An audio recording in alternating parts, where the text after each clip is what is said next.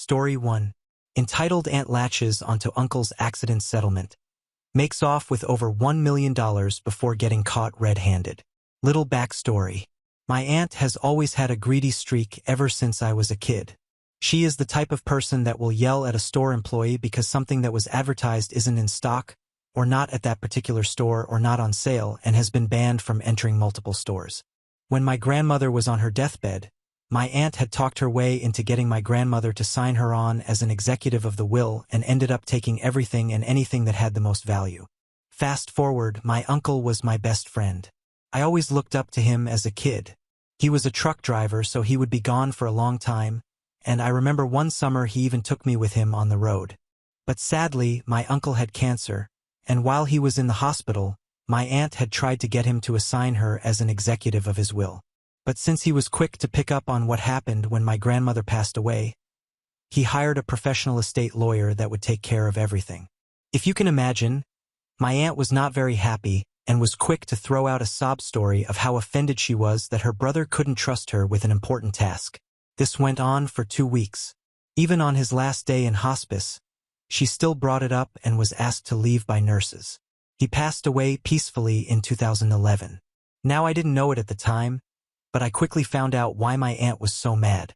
We were all asked to gather at my mom's home where the estate lawyer came to tell us who was getting what. So finally my time came on the list, and I was surprised to have anything willed to me. What did my uncle will to me? Why, his rig and car, of course. My uncle's rig is a 2008 Lone Star International, which was fully loaded. My uncle's car is a 1966 Chevelle SS. My first thought was, what in the hell am I going to do with a big rig? My aunt's first thought? Well, she didn't have a first thought. She just screamed and cussed at the lawyer, saying that I was too sick to have those things and didn't deserve them because I was his nephew and not his sister. The lawyer asked her to sit down and he would get to her. When my aunt sat down, she looked at me and said, "You giving me the title to both of those?" To which I laughed and said, "In your dreams, maybe." The lawyer kept going down the list, and because my uncle was a legend, he put my aunt at the bottom of the list and said, to quote, "To my sister, I am leaving her my luckiest, most important dollar, because all present at this meeting will know she needs it most." And then was handed the dirtiest-looking Canadian $1 coin, which was sealed in a block of acrylic. Myself, my dad, and my other uncles nearly wet ourselves laughing. My aunt, however, didn't find it that funny, and instead went into another tirade on how this was unfair, and saying she didn't have anything to hold on that was his. The day passed, and then the nightmare began. My aunt would call over and over and over, asking about the truck, wanting to buy the car, if I was going to sell the truck, if I was going to sell the car, all to which I said, no. Things got worse when my aunt started saying that she wanted her car, and she had someone that wanted to buy our truck. At this point, I got extremely irritated and said, "It's not your car. It's my car, and my car is staying with me. It's not our truck. It's my truck, and no one is buying it." A week later, I woke up and heard something, so I went to investigate, and there was a tow truck in the driveway. I quickly told the tow truck driver, who was a friend of my aunt, that if he so much as put a hand on that Chevelle, I would have him arrested for trespassing and grand theft, and then proceeded to call the police. A cop showed up, and I told the police officer my side of the story. Then he went to my aunt, and the conversation went like this. Cop: "Ma'am, can you tell me, is this your car?" Aunt: "Yes, it is, he just won't give it to me." Cop: "Ma'am, do you have the title of the vehicle?" Aunt: "No, I do not, he won't give that to me." Cop: "Well, ma'am, I looked at the registration and title of the vehicle, and he is listed as the owner of the vehicle. That vehicle is legally not yours, and having it towed could land you and your friend prison time for auto theft." Aunt: "Well, I think I am the one who should get the car because he can't even take care of himself."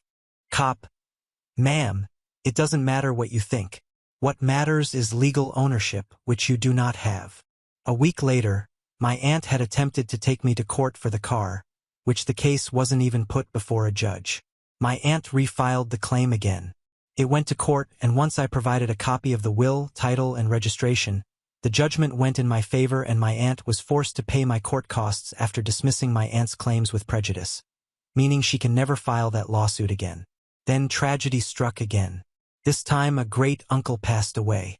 I was on the will again. Can you guess what was left to me? A new car. My great uncle's 1967 Chevrolet Impala SS, which he restored himself. My great aunt, his widow, was thrilled that I got it, but the mood was quickly soured when she realized that my entitled aunt, her niece, really was not thrilled that I got it. This time she stepped it up a notch and skipped the screaming and complaining and instead went to scheming. 3 days after I took possession of the Impala, she rented not just one flatbed, but 2 flatbeds. She managed to get the Impala onto the flatbed and sped off, leaving her boyfriend behind, attempting to get the Chevelle on his flatbed as quickly as he could while I stood by on the phone with police. Police quickly caught up with my aunt and arrested her. Her boyfriend was arrested in my driveway and soiled himself in the process. Her and her boyfriend both were hit for 2 counts of motor vehicle theft. Both were charged and found guilty and sentenced to 2 years and 2 days in jail. End points. I haven't spoken to or heard from my aunt since she got out of prison, and I have no desire to. Before she was released from jail, I filed a restraining order against her, and it has stood since then. But the last I heard, she is still screaming at store employees, complaining about money, and asking about me and the vehicles. I still am the owner of all 3 vehicles, the Chevelle, the Impala, and the Lone Star International, and don't plan on selling any of them. I repair and build computers for a living, but more and more I have been getting into auto repair as a hobby. As I do live in Canada, I do not drive the Impala or Chevelle during winter months, but every year I always take my great aunt, who is now 96 years old, to an A&W to get a burger, onion rings, and an ice-cold root beer in the Impala, which is something my great-uncle did for her since he got the Impala in 1970. A very good friend of my uncle's, whom now owns a business, actually rents the Lone Star International from me. He promised me that he would not get a single scratch or spot of rust on any single part of it, and this day that Lone Star looks factory new and has been all over the world. The guy that rents the truck even continued doing a little tradition my uncle did, which was to get a decal on the truck of the state/territory flag of the places the truck has visited. It currently has 31 state decals and 3 province decals on it. My great aunt isn't in great health, and she has told me that she put me in her will so that I will get her cars, which are 2 of my great uncle's first cars, originally left to her in the will, which are a 1958 Chevrolet Impala and 1957 Plymouth Belvedere Fury, which is my favorite car. I saw the movie Christine when I was 6 years old in 1996. Ever since I love the car because she knows that I will take care of it and park it right beside the 67 Impala SS. I can already imagine the fallout that I'm going to get for that, so there may even be another post, though I really do hope there is not. Thank you for reading, and I hope you have a great day/evening. Update 1. A equals entitled Aunt GA equals great aunt. So I'm not really sure how this is actually done, or if I'm doing this right. I looked everywhere and information is kind of limited, so we'll just jump to it. Quite a few things have changed. So to start, GA is doing much better medically, and she is looking forward to her 97th birthday. I was actually inspired to make this update because I just recently took her out for our usual A&W trip, which she loved. Her mind was also blown that now A&W sells frozen root beer, which had me laughing for about 15 minutes straight because she couldn't understand why someone would want a block of root beer. I had to order one and show her that it's like an IC or a Slurpee from 7-Eleven. Turns out before he passed away, my great-uncle was working on restoring his 1958 Nash Metropolitan, which I think is moderately terrifying because if you crash, that steering column is going to go right through you and you are going to go through whatever car you crash into since that thing is a little tank. GA really doesn't want to hear about the Fury or the Nash anymore, so she gave me the title to the Fury. My cousin really wanted the Nash, which my aunt obliged him, and I'm not even disappointed because I think that thing is ugly as sin. A found out about it and threw a fit. Was on her way to my house, but without me even knowing this took place, I was surprised to find out that my mom had actually called police and police had called her to tell her that if she set foot on my property, then that would violate the protection order and she would be charged, and so she had best stop the car, turn around and head home. Well, she couldn't get the Plymouth Fury, but by golly she was going to try to get that Nash Metro. My cousin had called me and told me that she actually went to his house under the pretense of a pleasant visit and said that the visit went nicely for maybe an hour, and then suddenly the golem switch was flipped and she started listing off reasons as to why he needs to give her the Nash, such as, When she was little she would ride in the Nash, lol. She deserved it, lol. He wouldn't take care of it, also lol, because he has a '66 Pontiac GTO that I've been trying to buy off of him for 7 years. It would be much safer at her place, despite the fact that he lives about 20 miles from where I live in the middle of nowhere. All of these did not faze my cousin, and instead he told her to get out of his house after citing the reason of how it was kind of his dad's car. He had to deal with her pestering him for around 7 months, and then he finally just blocked any form of contact with her. She hasn't tried anything since. Jay then went on to sell the farm, which upset EA even more because that's one more thing she can't have. And it is even in the will that my cousin and I retain the vehicles at all times, and now my cousin gets the house in town, which was changed from EA to my cousin. And so the dust is settled now and things are all good. Now some pretty good things have come out of this. So number one is when I found out that my mom was the one that called the police on my aunt, that led me to talk to my mom for the first time in 5 or 6 years, and now we are on speaking terms. I also have a much better relationship with my cousin since we were never really that close to each other to begin with, and he was blown away at the fact that I have a full-on machine shop on my property. So on weekends we will be in the shop talking, and he has been helping me with my project.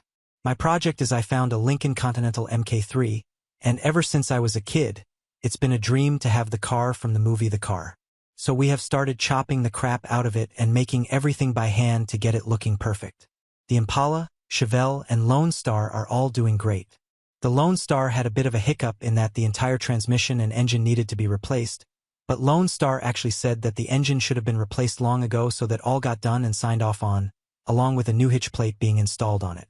My uncle's friend still rents the Lone Star for me for his business, and he even got a custom decal put on the trailer for it of a chicken hawk. My uncle's nickname was Chicken Hawk, and now has 42 state decals on it, up from 31, and 6 provincial decals, up from 3. Me and my cousin both got invited to a car club because we were at a recent car show. A friend of ours had recent dealings with this car club. They gave him some of the money needed to restore a 1951 Studebaker Woody, and once the car was complete, they actually had taken him to court to get the car, which now sits in their showroom.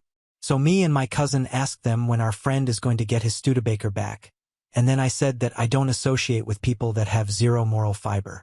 We are now working towards getting him his car back, since legally the people in the car club can't so much as sit in the car without our friend's permission, since nothing was in writing.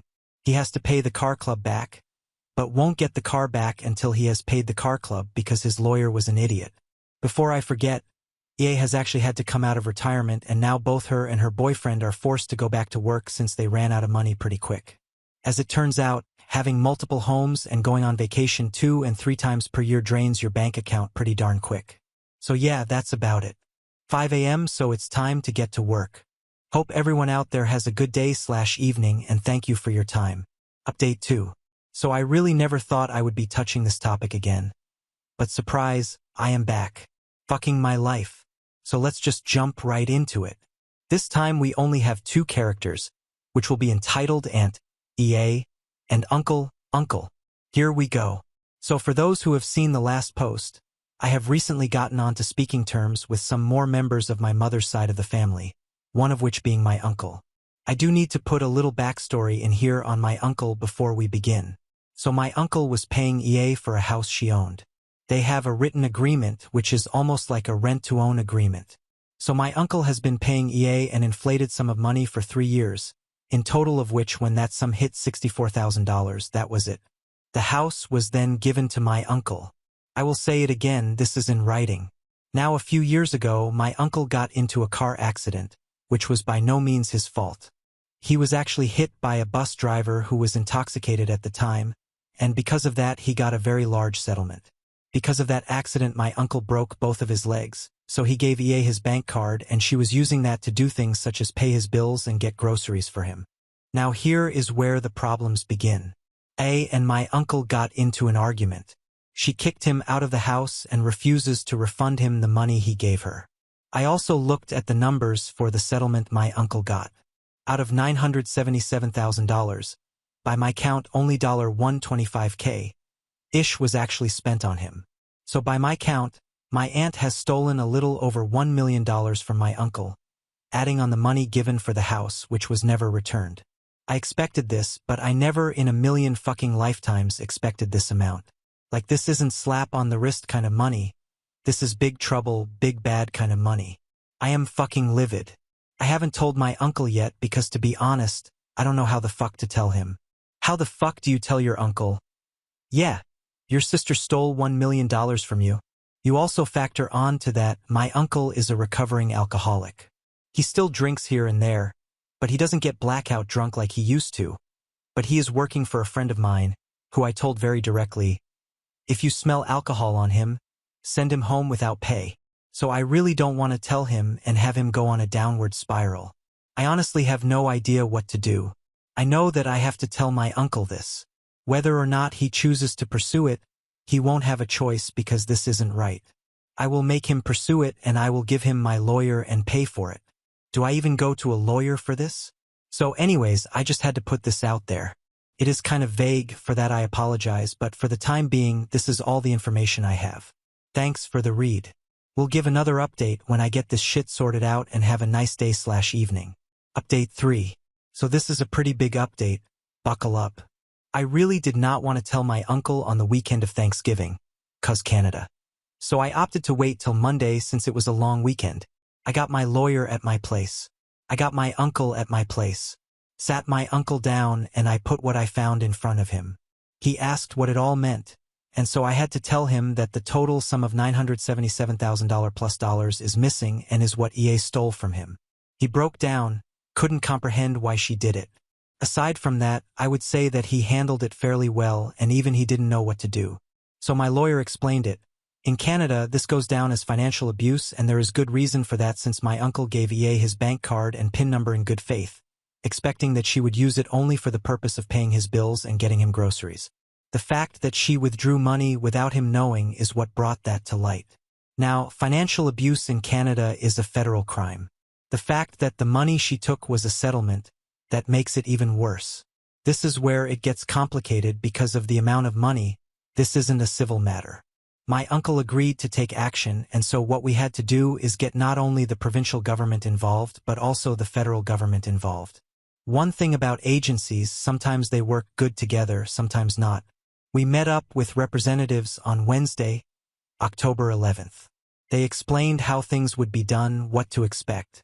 Yesterday, October 12th, EA and her boyfriend were arrested and charged, both refusing to speak without the presence of an attorney, which is their right. A tried to call my uncle but wasn't allowed to, so she called my mom and tried to tell my mom that it was all shit, I was lying, my uncle was lying. She took care of my uncle, he never paid for the house, she never took anything, went into detail as to how much of a burden I was on the family, etc. So they already had a warrant to search EA's house. They did find some of the money. The advisor told us that usually when people steal a large sum of money, they do something called squirreling, where they will stash the money away in a mattress, under floorboards, in walls, door panels, etc.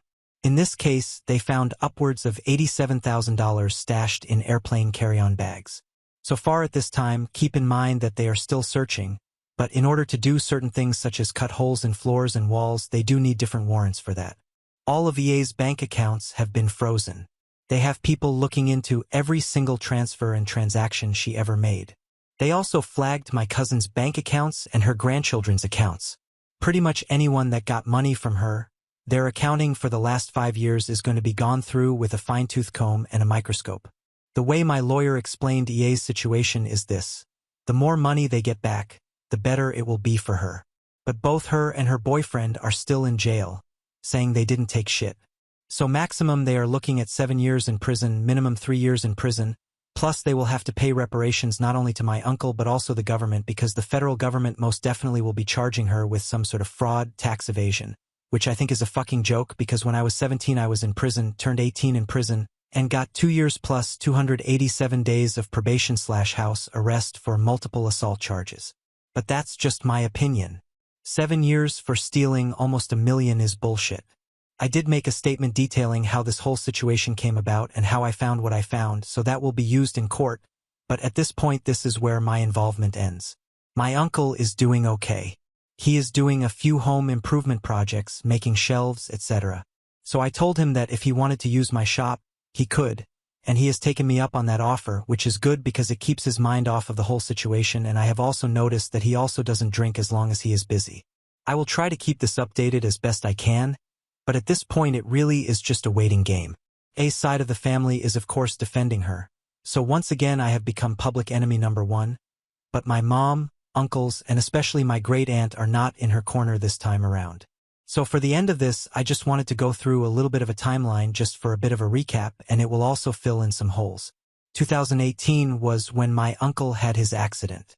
From 2018 to 2020 is when EA had access to his banking information. 2020 is when EA had also kicked my uncle out of the house he was renting from her in a written rent-to-own agreement. At the same time, EA had also sold her house in the small town I grew up in, which was 3x larger than and in a much better area than the house she was renting to my uncle. After that took place, they didn't speak to each other for almost 2 years. Fast forward to 2023, my uncle wanted me to go over his funds just to get a head start and see if he could get any more money on his 2023 tax return, which is when I found out that around $825,000 was missing out of the settlement he got and around $100,000 was accounted for, which now leads us here. My final thoughts on the situation. I honestly do think that EA did plan this from start to finish, from selling her house to kicking my uncle out, simply because she just wanted to take more, and that was the only way she saw where she could take more. That left my uncle damn near homeless. Do I wish it happened this way? No, I don't. But I also think at the same time this needed to happen. Hopefully now EA will actually begin to understand what kind of harm materialism brings you, all because of the fabricated perception of status it brings some people. Thank you for taking the time to read. Have a good day/evening. Now on to the next story. Story 2. Coming home from deployment and wanting to surprise everyone. My pushy mom found out and tried to stay at our small apartment. So I told her off about wanting time alone with my wife. I, 21M, have been deployed for the past 10 months, and I will be getting home in 1 week. My wife and I's plan was for her to be the only one to know what date I was coming back, so that when I get leave we can go back and surprise all of our family and friends. My wife, 21F, visited home a couple weeks ago for a family event, and while she was there, she spent a day with my mom and 2 younger sisters. My mother is very pushy and hates surprises, so much so that me surprising her by coming home would make her mad at me. My wife and I knew we would eventually have to tell her because of this, but we were waiting until the last minute because she would have told my sisters if she knew my date. Well, while my wife was there, my mom pushed and pushed, telling her that she wouldn't speak to her, let the girls go places, and she had to know so she could take days off work. My wife gave her a week range of my leave a couple weeks after I get back so that she could request off. Well, my mom texted me today telling me that she would be here for the welcome home when our plane lands. I asked if she cleared this with my wife, seeing if she apparently planned to stay with us in our 1-bedroom apartment, and she said no. I asked if the girls knew and were coming, and she said no. My mom has done a few things that presses between my wife and I, so I lost it on her. I told her I wouldn't be giving her the date that I fly in, and that if I wanted her there, I would want my sisters there as well. I stopped there until she started complaining that she was a single mom who raised me on her own, and that I should want to see her first. That's when I told her I didn't want her in my house at all when I first get home. I am a married, grown man now. I don't need my mom. I want to see and spend time with my wife first and foremost. She pressed further saying, I've been here for you since before you were born. She's been here for 4 years. Eventually, she started trash-talking my wife, saying she doesn't even have a real job and doesn't contribute. My wife is a nanny while she is in school, and she gets paid well, so she absolutely does contribute more than enough. This is where I may be the a-hole. I told my mom that I was tired of her badgering, that I wanted to come home to my wife and be alone in our home with our pets. My wife and I would not want to paw her, and we wanted the house to ourselves so that we can have sex wherever and whenever we please, because we haven't seen each other in so long. My mom cried. She's sending me long paragraph texts every few hours about how she doesn't know where her caring son went, about how I need to let my wife go because I use her for her body, about how all I care about is my own pleasure, and I have no care for my family at all. So, Reddit, AITA? I haven't responded to the messages my mother is sending, but if I get ideas from the possible comments, I might. Now for some comments. Comment 1. Good job finally standing up to her. Stop giving her info. And stop talking to your mom until you learn to act like an adult, and stop trash-talking my wife to me. I will not be communicating with you. I am very disappointed in you and how incredibly selfish and immature you're acting. Don't make your wife deal with this. OP. Jerk up. I haven't given her info. She told me she was coming for my plane to land, and she didn't even know when that date was. The only info she got was from my wife and was quite literally worded as, "He will likely have leave within these few weeks, but those weeks could change." Comment 2. Could she find you at the airport? OP up. She won't be able to, even if she wanted to. The runway we land on is on base. To a different commenter. She literally cannot get onto base without me or my wife with her, or my permission for a visitor's pass. I won't be giving that permission, so she can try everything she wants. She's not getting in. Comment 3. You need to tell your CO and EXO about your mom. Do not put it past her to try contacting your unit to get information on where you are, when you are, and how you are coming home. As embarrassing as it is, you've got to protect yourself here, and probably go low to no contact with your mom for a while. OP. She did this in basic training. Called the base I was at so many times that they had to pull me from intake to call her and tell her to leave people alone. After that, I knew she didn't need information. She doesn't even fully know my MOS. Comment 4. Part of a longer comment. She's an example of a manipulative parent. Here's a paragraph from an article about manipulative parents and their signs. Parents using emotional blackmail will often threaten to withdraw their love or approval if the child does not comply with their wishes. This can manifest as guilt-tripping the child, making them feel responsible for the parent's happiness, or expressing extreme disappointment when the child does not meet their expectations. OP. That paragraph fits what she's been doing to a T. What confuses me is none of my mom's behavior like this started until we got married. Before, when she was my GF, she always wanted her around, joked about trading me and my wife, invited her everywhere my family went. Now, it bothers her when we spend time together and she isn't invited when she thinks she should/can be. Comment 5. She's jealous of your wife. She wants to be close to you, platonically of course. I've heard cases like these. She obviously cannot grasp the idea of you becoming an adult. You need to tell her, no, you're not her little boy anymore. It didn't work much. So I just started going LC, mostly keeping it about my sisters if we will visit, and of course this because I wasn't willing to just let her think she could step in on me and my wife, especially without consulting my wife first, considering she is the only one home taking care of our place right now. Comment 6. Sounds like a tough situation, man. I had something similar with my in-laws once. It's not easy to navigate family dynamics sometimes. Do you think she'd respond better if your wife talked to her instead? OP. No, I think she would go after her more, honestly. After her telling my wife she wouldn't speak to her or let my sister spend time with us if my wife didn't tell her when I'd visit home, I think having my wife tell her she isn't welcome would go just the same, if not worse. Not only that, but my wife is a people pleaser.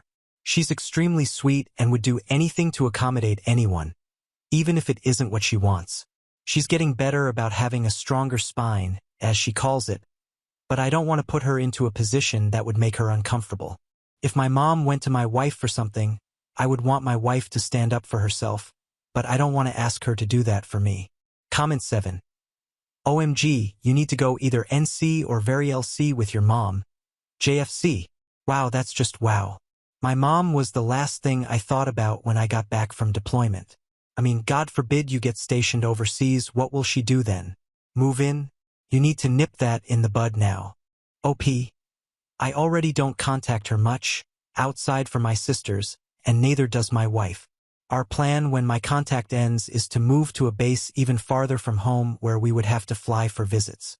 That would take our amount of visits down a lot because we travel with our pets, but they're both large dogs and we don't want to put them under a plane, and plane tickets on top of pet boarding is expensive. If people would want to see us, they would have to come to us. Oh, and my mom refuses to get on a plane. Smile. Comment 8. NTA. Your mom is way too involved in your life. Has she always had such an unhealthy attachment to you? OP. After reading the comments and thinking back on how things have been when I was a kid to now, It seems that when our dad passed away, I became her stand-in. Comment 9. She practically expected me to be a father figure to my sisters starting at 8. Even now, I have my mom's calls blocked because when my sisters are in trouble, she calls me and tells me to talk to them instead of dealing with it herself. Update. A few people asked to stay updated, so here is the first one. Spoiler alert. It's not necessarily a fun one, unfortunately. Because of another wife sharing our flight date all over Facebook, our return has been pushed back an entire month. I called my wife to let her know, and we are both devastated. I only had enough time for one phone call, so I asked my wife to let family and friends know, including my mother. Yes, I know many people might not be happy about that, but again, she didn't receive a date. My wife's text to her was just that I would not be returning until a month later or more. My mother's reaction to that news has truly solidified what many comments were telling me. I was raised by a narcissist. Her text back to my wife was, "Oh, that's great. That is actually much better timing for me." My wife's response to my mother was, "Do not say that to my name.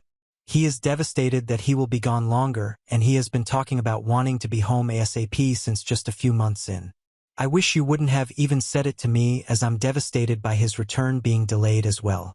It is extremely selfish for you to be glad he is away from home for even longer simply because it works better for you. I have never in my life heard of a mother being glad that her child will be overseas longer than what was planned." After that, she blocked my mom. Her shiny spine is really developing.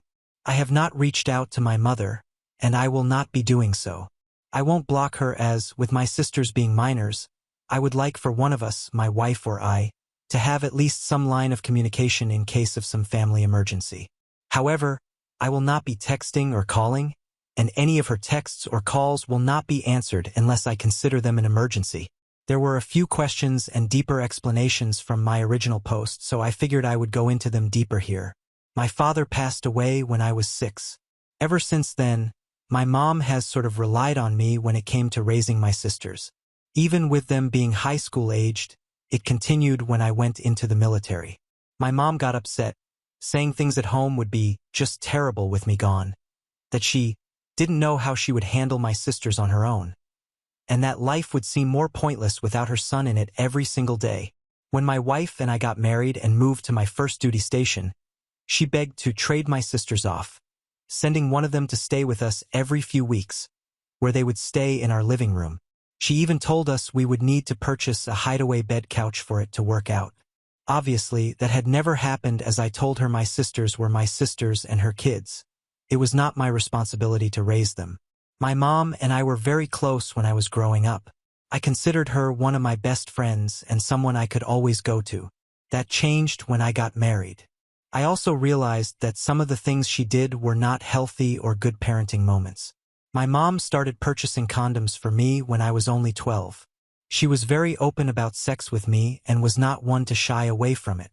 She was completely fine with me having sex at such a young age, which did lead me to being a bit of a man whore before my wife.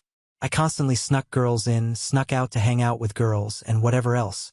My wife was the first girl that I brought to my house during the day, introduced to my family, and invited her for dinner. My wife was also very strict with her views on sex. When we started dating, we were friends before, so she knew I was a bit of a player.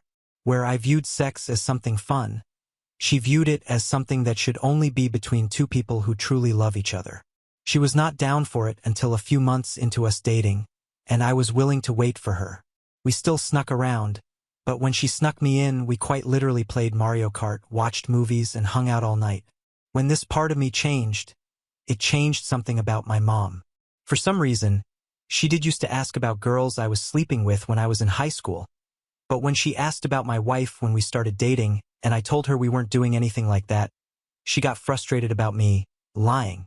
She stopped buying me condoms, which I was fine with because I didn't need them in the beginning, and when I did, I was 18 and completely fine buying them myself. Before my wife and I ever did have sex, she would come in my room and scream about how she didn't want me having sex under her roof. I thought that she just realized that encouraging a minor to have sex wasn't okay. My mom also liked my wife when she was just my girlfriend. This always confused me until I read people's comments. Her going from loving her, inviting her to everything, asking where she was when she wasn't with me, to trash-talking her didn't make sense to me until people in the comments of my last post clarified that it was the fact that she was my wife. Her being permanent is what my mother doesn't like. And as far as I know, blocking my mom has happily done that since we've been married. She screeched and hit her face when I kissed my wife at our wedding. She begged us to sleep on a pallet in her living room on our wedding night. We didn't. She tried calling 3 times a day when we first moved. Once around the time I usually got off work, once either during or after dinner, and once at night, sometimes while my wife and I were mid-tango, sometimes when we were already asleep.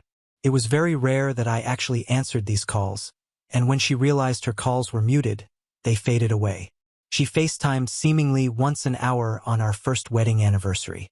Again, I didn't answer. Her wanting us to host her when I first got back was not her being clueless. She knew what she was trying to do. Now that I have a new return date, my mother will not even know the possible weeks I might have leave. She won't need to. I do not plan on seeing her outside of maybe going out to eat with her, my wife, and the rest of my family. My wife will be organizing it and will be able to ask my sisters about days my mother is off work. That's all I have as far as an update right now. I may post more before returning just based on how things go. I can imagine I will have plenty of an update when I do actually return. Now on to the next story. Story 3. I left my husband without telling him why. I found out that my husband was planning to have an affair with a woman from his company that works for another branch. He visits that branch twice a year, and she visits us twice a year. They have been flirting for 6 months, and they were going to sleep together last Friday when she was here. I sent my husband a picture of me with new lingerie about an hour before her plane landed, and he was supposed to pick her up. He had already told me he was working late and then going out with his colleagues for drinks, and not to wait for him.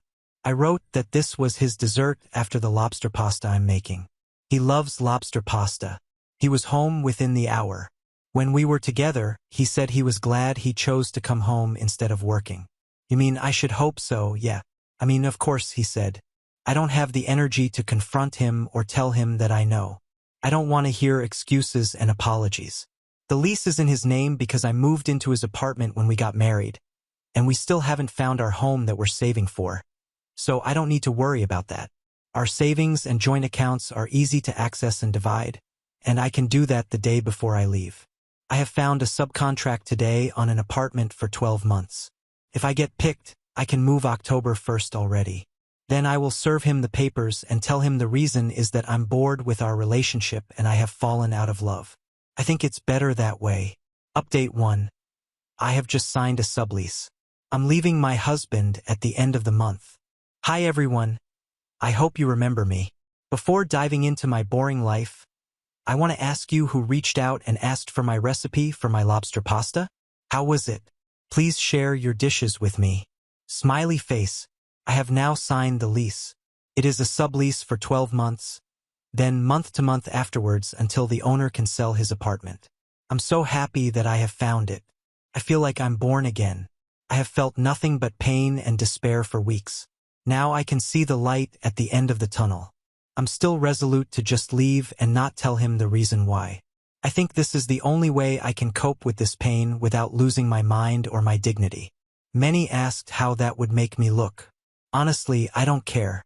Those who love me unconditionally, and those who judge me, is their opinion really worth it? Update 2. Filed for divorce. First night in my apartment. I've been on high drive this weekend, no moving on Sundays, but I was fortunate to get the keys Thursday. I've been discreetly packing my clothes. Yesterday, Friday, the moving truck came and took all my stuff and my furniture that I bought to my new place. I changed my address to my parents because I don't want my husband to know my new address if he Googled it.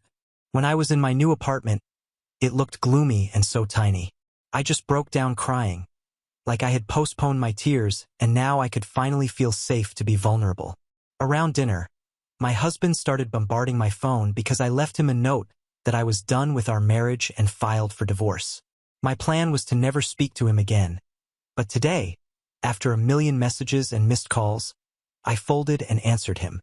He was very confused and in total panic, but I just kept saying that I wasn't in love with him anymore and that I was bored in our marriage. He was confused and begged me to come home and explain. Then he started trying to find other solutions. Maybe I was bored with my job or with our apartment. Maybe we could move and start anew somewhere else. I couldn't hold my tongue and just said, "Yeah, maybe we can move to the city where the other woman lives? That would be very convenient for you." He was silent for a second and asked what I meant. "You know, because the main office is there, and you have better chances to advance in your career." Silent again. Then he said, "Listen, I don't care about my career now. I care about you. I love you, and I can't lose you." He would do anything to make me happy. I said the only thing was that he left me alone and understood that it is over, because the sooner he realized it was over, the better. I hung up. I probably need a new phone number because I don't trust myself not answering him again. I was so disappointed in myself for talking to him when I decided I didn't. My parents-in-law have called and wanted an explanation, and I just said that I wasn't in love anymore and wanted an out. They're both confused. All in all, it is better than them knowing the real reasons. I'd rather have them confused than sorry for me or, worse, try to explain his behavior and ask me to forgive him. I'm way better this way. I don't think there's a need for lawyers. We don't own anything together, and we don't have children. I have already taken my half of the savings, etc., and I never stood on the lease of his apartment. I see no reason to have lawyers. I already sent my divorce papers to court, and with or without his signature, I will be divorced in 6 months if he signs, or in 1 to 2 years if he refuses to sign, and I submit a new application every 6 months. Now on to the next story. Story 4. A lot about who my baby daddy is, and he found out in the worst way possible. I, 26F, grew up in the Midwest but went to college in California. There I met and dated Jeff, 26M, for our final 2 years of undergraduate. After graduation, I stayed in California to get my master's degree while Jeff entered the workforce. We were happy together, and we planned to get married after I got my master's. After I finished my schooling, Jeff got cold feet about getting married and eventually becoming a father, abandonment issues from his bio dad leaving. So he broke up with me. Heartbroken, feels like it would barely scratch the surface on how I felt. I had a great job in California, so I stayed in hopes that Jeff would come to his senses and we'd get back together. We never did. He met Grace, 25F, and started dating her about 5 months after we broke up. I started planning on moving back to my home state once I realized it was actually over. Then he and Grace broke up at the beginning of this year. Jeff and I ended up sleeping together a few times while they were broken up. It was a very public breakup, no cheating involved. About a week after the last time we had sex, he told me that he and Grace were getting back together. He said he couldn't remain friends with me because he still had feelings for me, and he had to let them fade to be fair to Grace. His final words to me were to not call him unless I was literally dying and just wanting to say goodbye. I left California behind 3 weeks later. 2 weeks after I had returned home, I found out that I was pregnant. It's Jeff's. I wasn't going to be that girl that uses a pregnancy to get a man back. So I deleted all my social media accounts and made new ones that don't have my name attached to them. The only Cali people I added were trusted friends who I knew either had no connection to Jeff or who were loyal to me and wouldn't tell him my new accounts. Early in my pregnancy, I made the mistake of checking out Jeff and Grace's respective profiles and saw that they referred to each other as love of my life. And Jeff even had a picture of him captioned saying he was going to marry that girl. That broke me all over again, and I have since blocked them both and decided I had to move on with my life. I'm now 6.5 months pregnant. Since moving back, I've bought my own house in my home state and have been busy building a nursery for my baby. I already love this little baby in my belly, and I feel 100% confident that I can raise and provide for him on my own, with minor help from my family. One of my best friends back in California was having an engagement party. I won't be able to attend the wedding as I'll be busy with a newborn when it happens.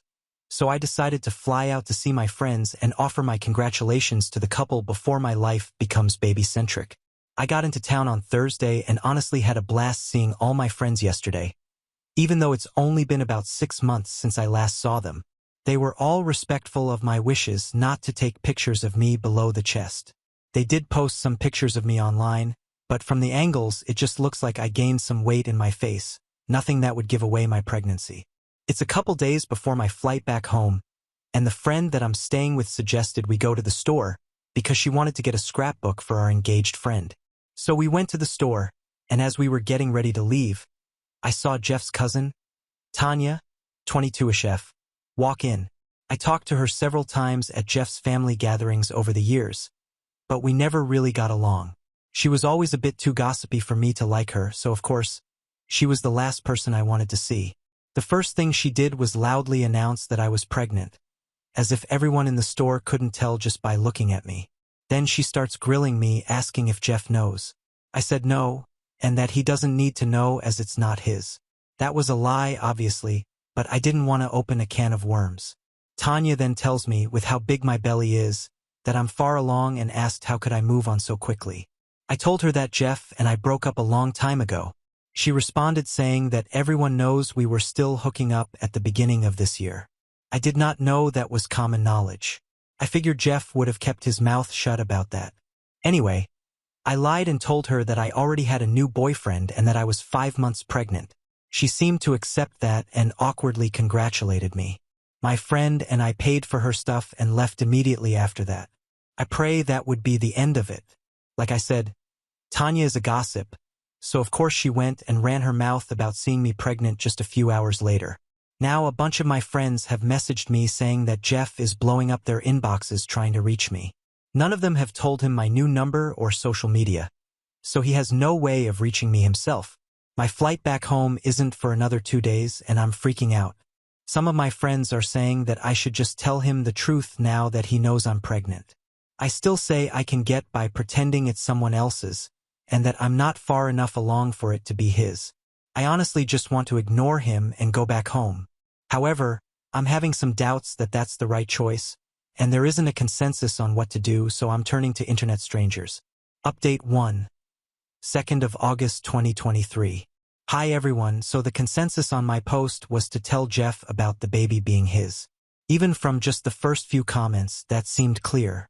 We did end up meeting up. It wasn't particularly interesting or dramatic, but if anyone cares, here's what happened.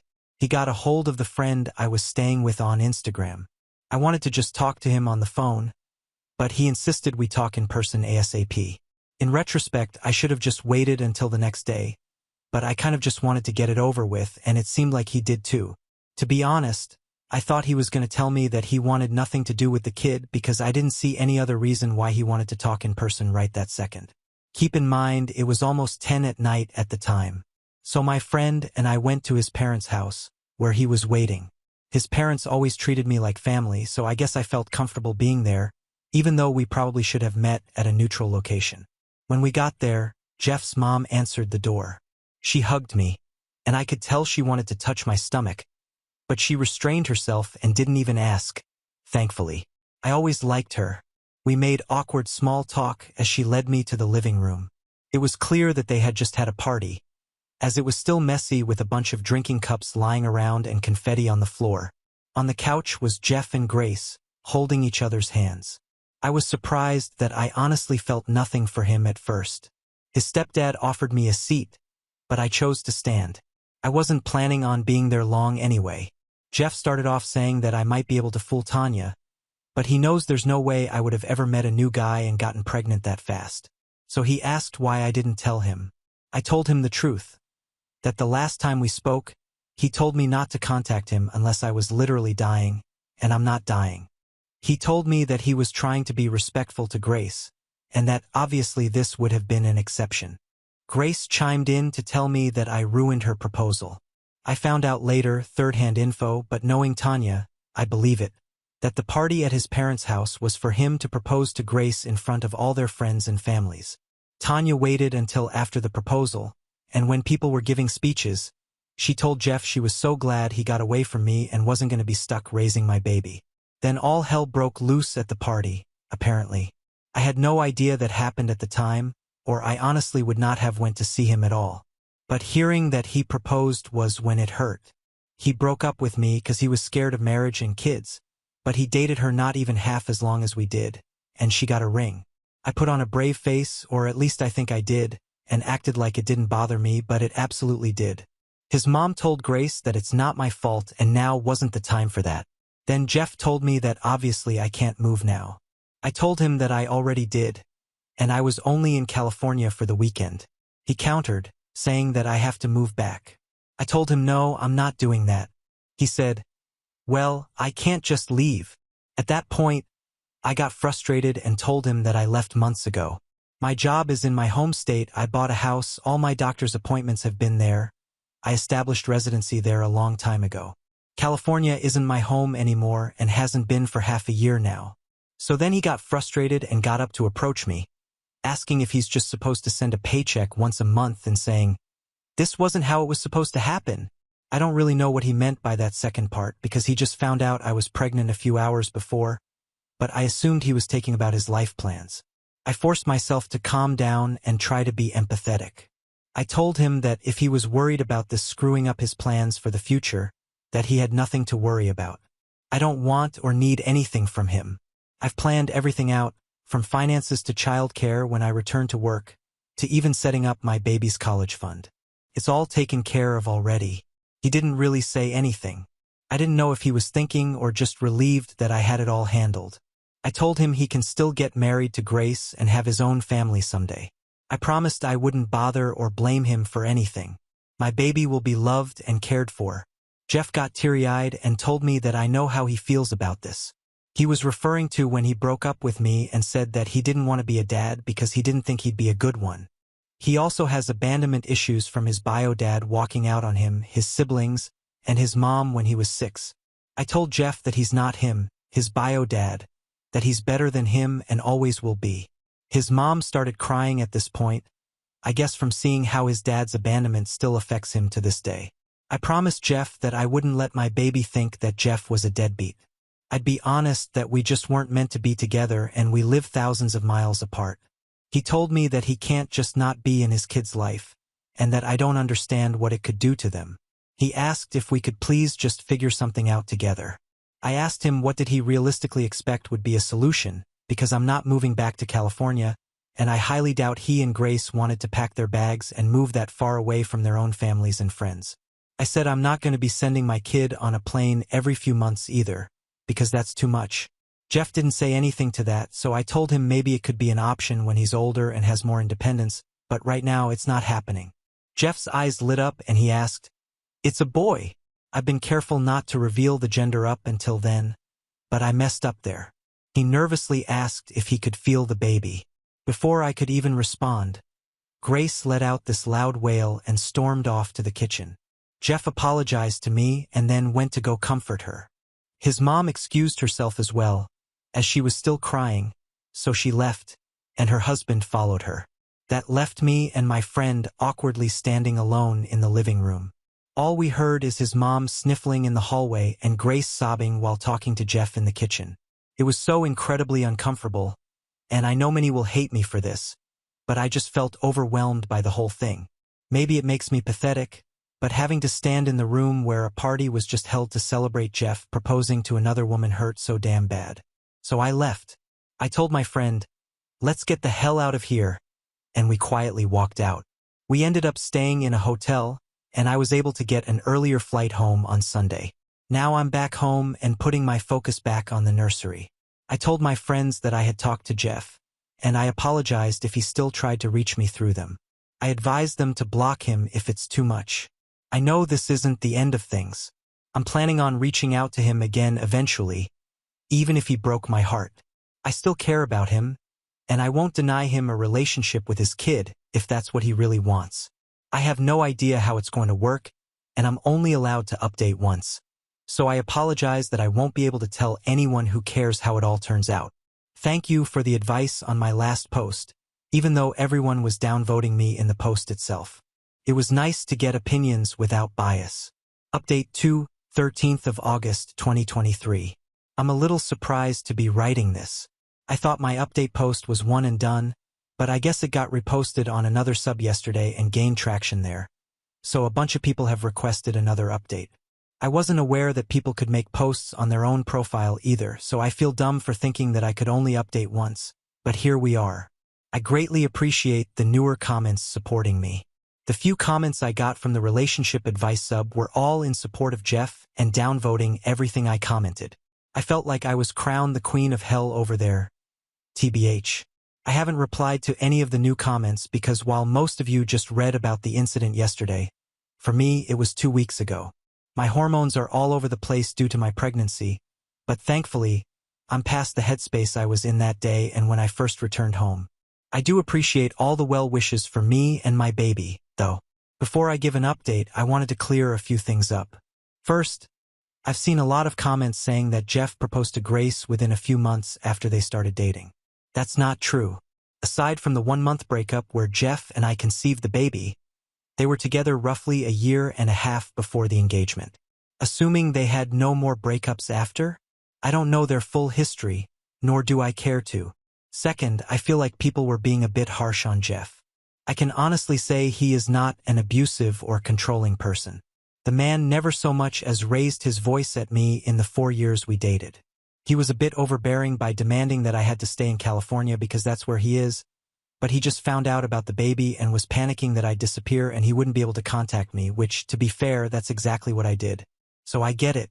I had a million thoughts, some wildly ridiculous when I think about it now, running through my own head when I found out too. Third, he wasn't juggling Grace and I at the same time like people think. She broke up with him. They both thought for good at the time. He and I started having sex again, but it wasn't like we were in a sequel of the lovey-dovey honeymoon phase. It was a weird and confusing time. We weren't talking about getting back together. I already had a start date for my new job back home, and my move was scheduled. He didn't know any of that. I was still in love with him, of course, and I hoped he'd tell me he wanted to get back together, and I would have stayed, but he didn't. Finding out he was getting back with Grace hurt, but I can't say I felt used for sex. I don't think either of us knew what the hell we were doing by sleeping together again in the first place. Jeff is a simple man overall. I promise he's not some supervillain taking advantage of women and playing with their emotions. I'm not making excuses for him. I wish it were that easy to say that he's a dirtbag and you should give me all your sympathy. In reality, I know who Jeff is as a person. Anyone who read my post knows him as just a collection of bad and or questionable choices he made. If you summarize anyone up to just the bad they've done, of course they'd come off as an unlikable person, just not evil or manipulative. He's just got some stuff he probably should have worked on 3 years ago, and admittedly, I never thought his issues were that prevalent until we broke up. Plus, I'm positive that Grace knew we slept together while they were broken up. There's no way that was a shock to her.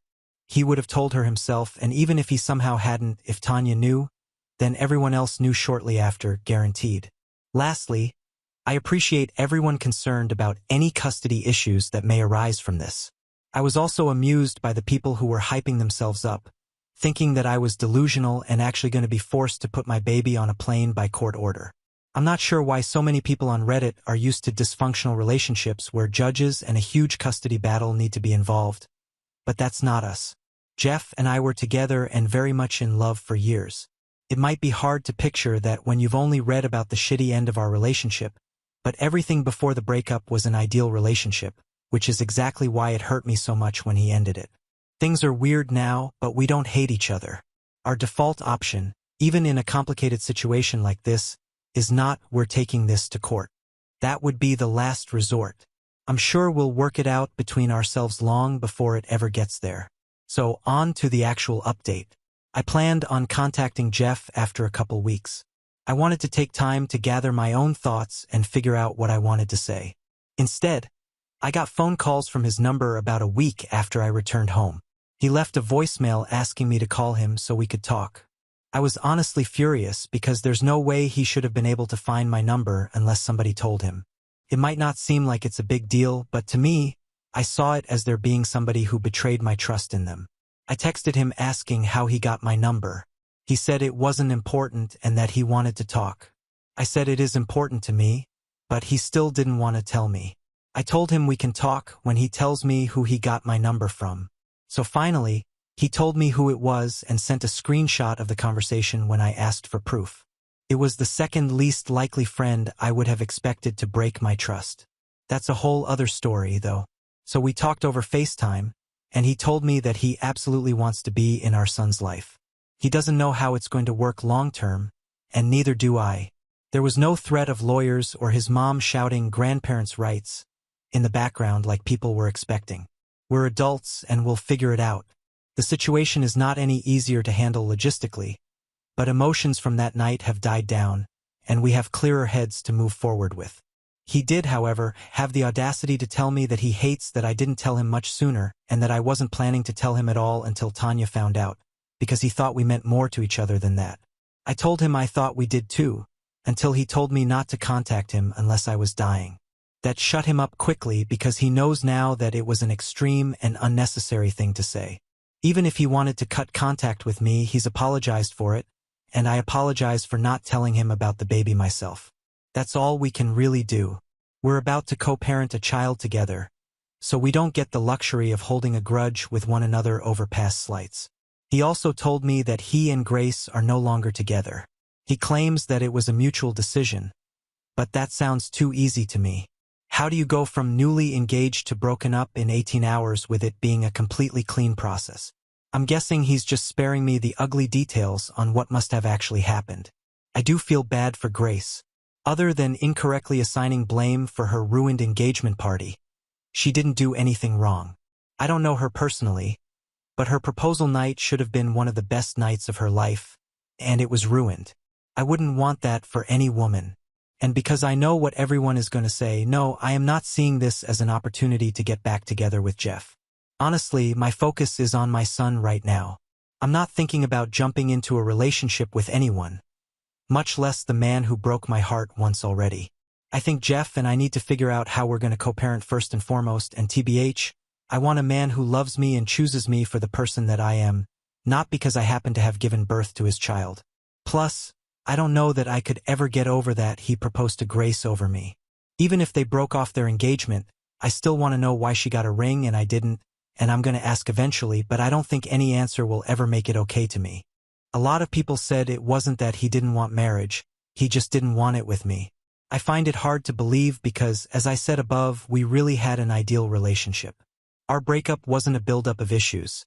It really was as simple as you want marriage and kids, I don't, which I think most would agree is just the natural end of a relationship.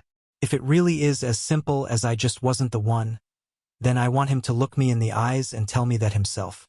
Jeff is a terrible liar. Even when he's lying for a good reason, like a special surprise, he fidgets his fingers and can't maintain eye contact when he's lying. So if he looks me in the eyes and tells me his reason for why he chose to marry her and not me, I'll know if he's being honest. Jeff also told me that his mom wanted to send me stuff for the baby, so he asked for my address. I declined.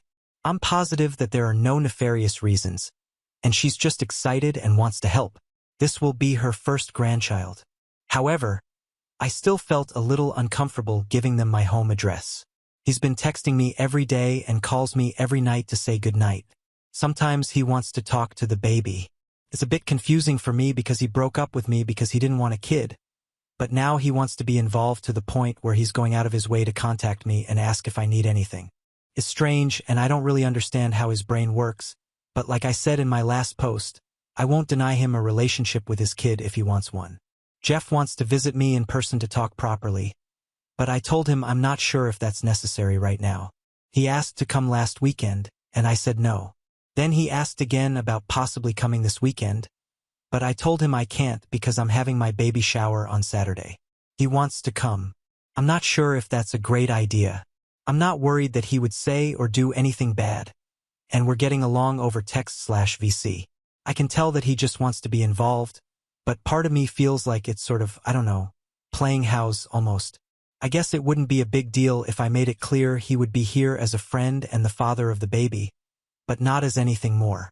My parents don't think it's a good idea, but I know that's just because they don't like Jeff ever since he broke up with me.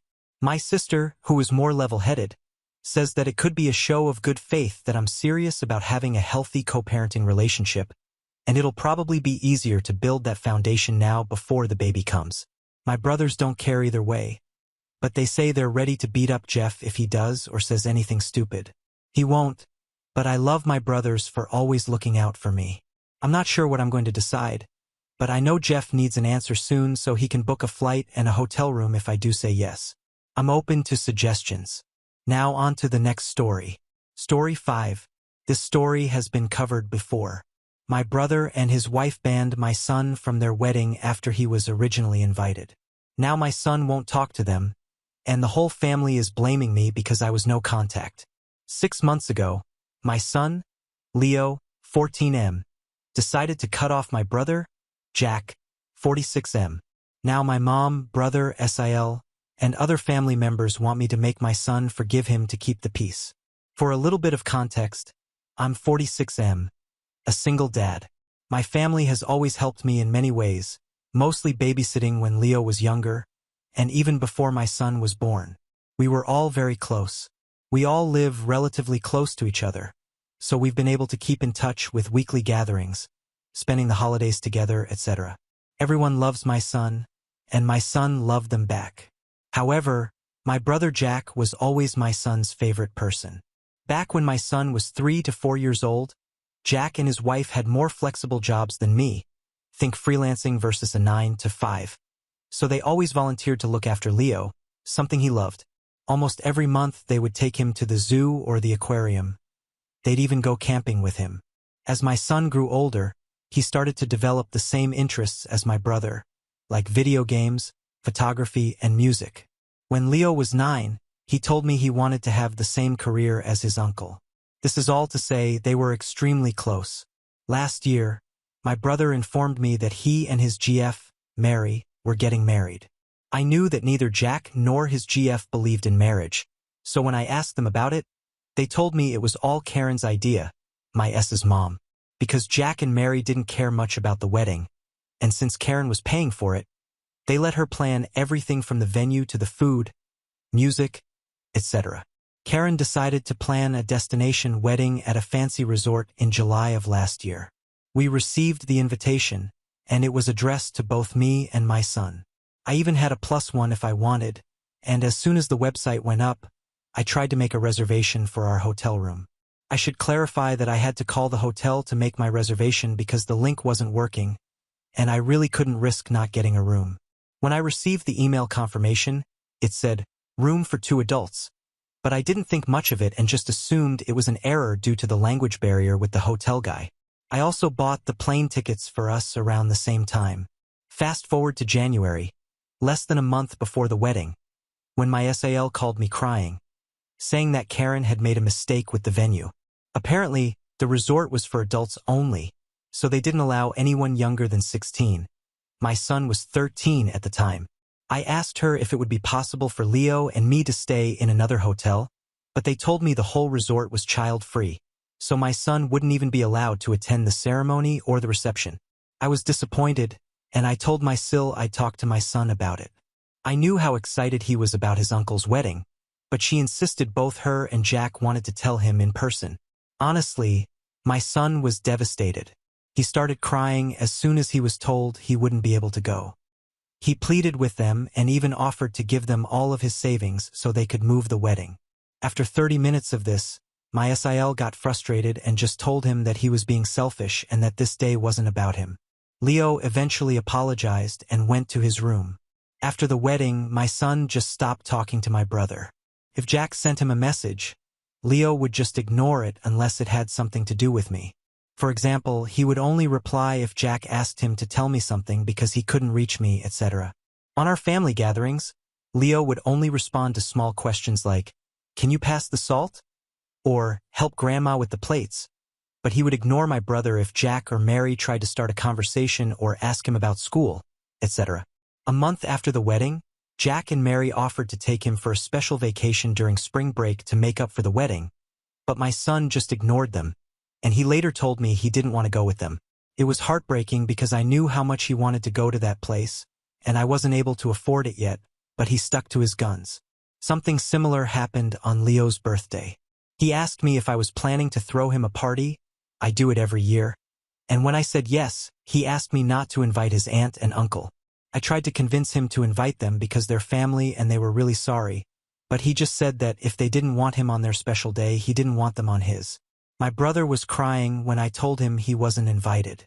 However, things came to a head this past weekend. We were at my mom's house, and the conversation of Leo's university came up. My mom asked Leo if he was still planning on going to the same university as Jack and that he should start planning for that. But my son replied that he wasn't interested anymore, and he had chosen to study something else. Then my mom said, "I thought you wanted to be like your uncle?" And my son just said, "Why would I want to be like him?" At this point, I intervened and told Leo he didn't have to be so rude, but the damage was already done. Both my brother and Sil heard what he said, and they left shortly after.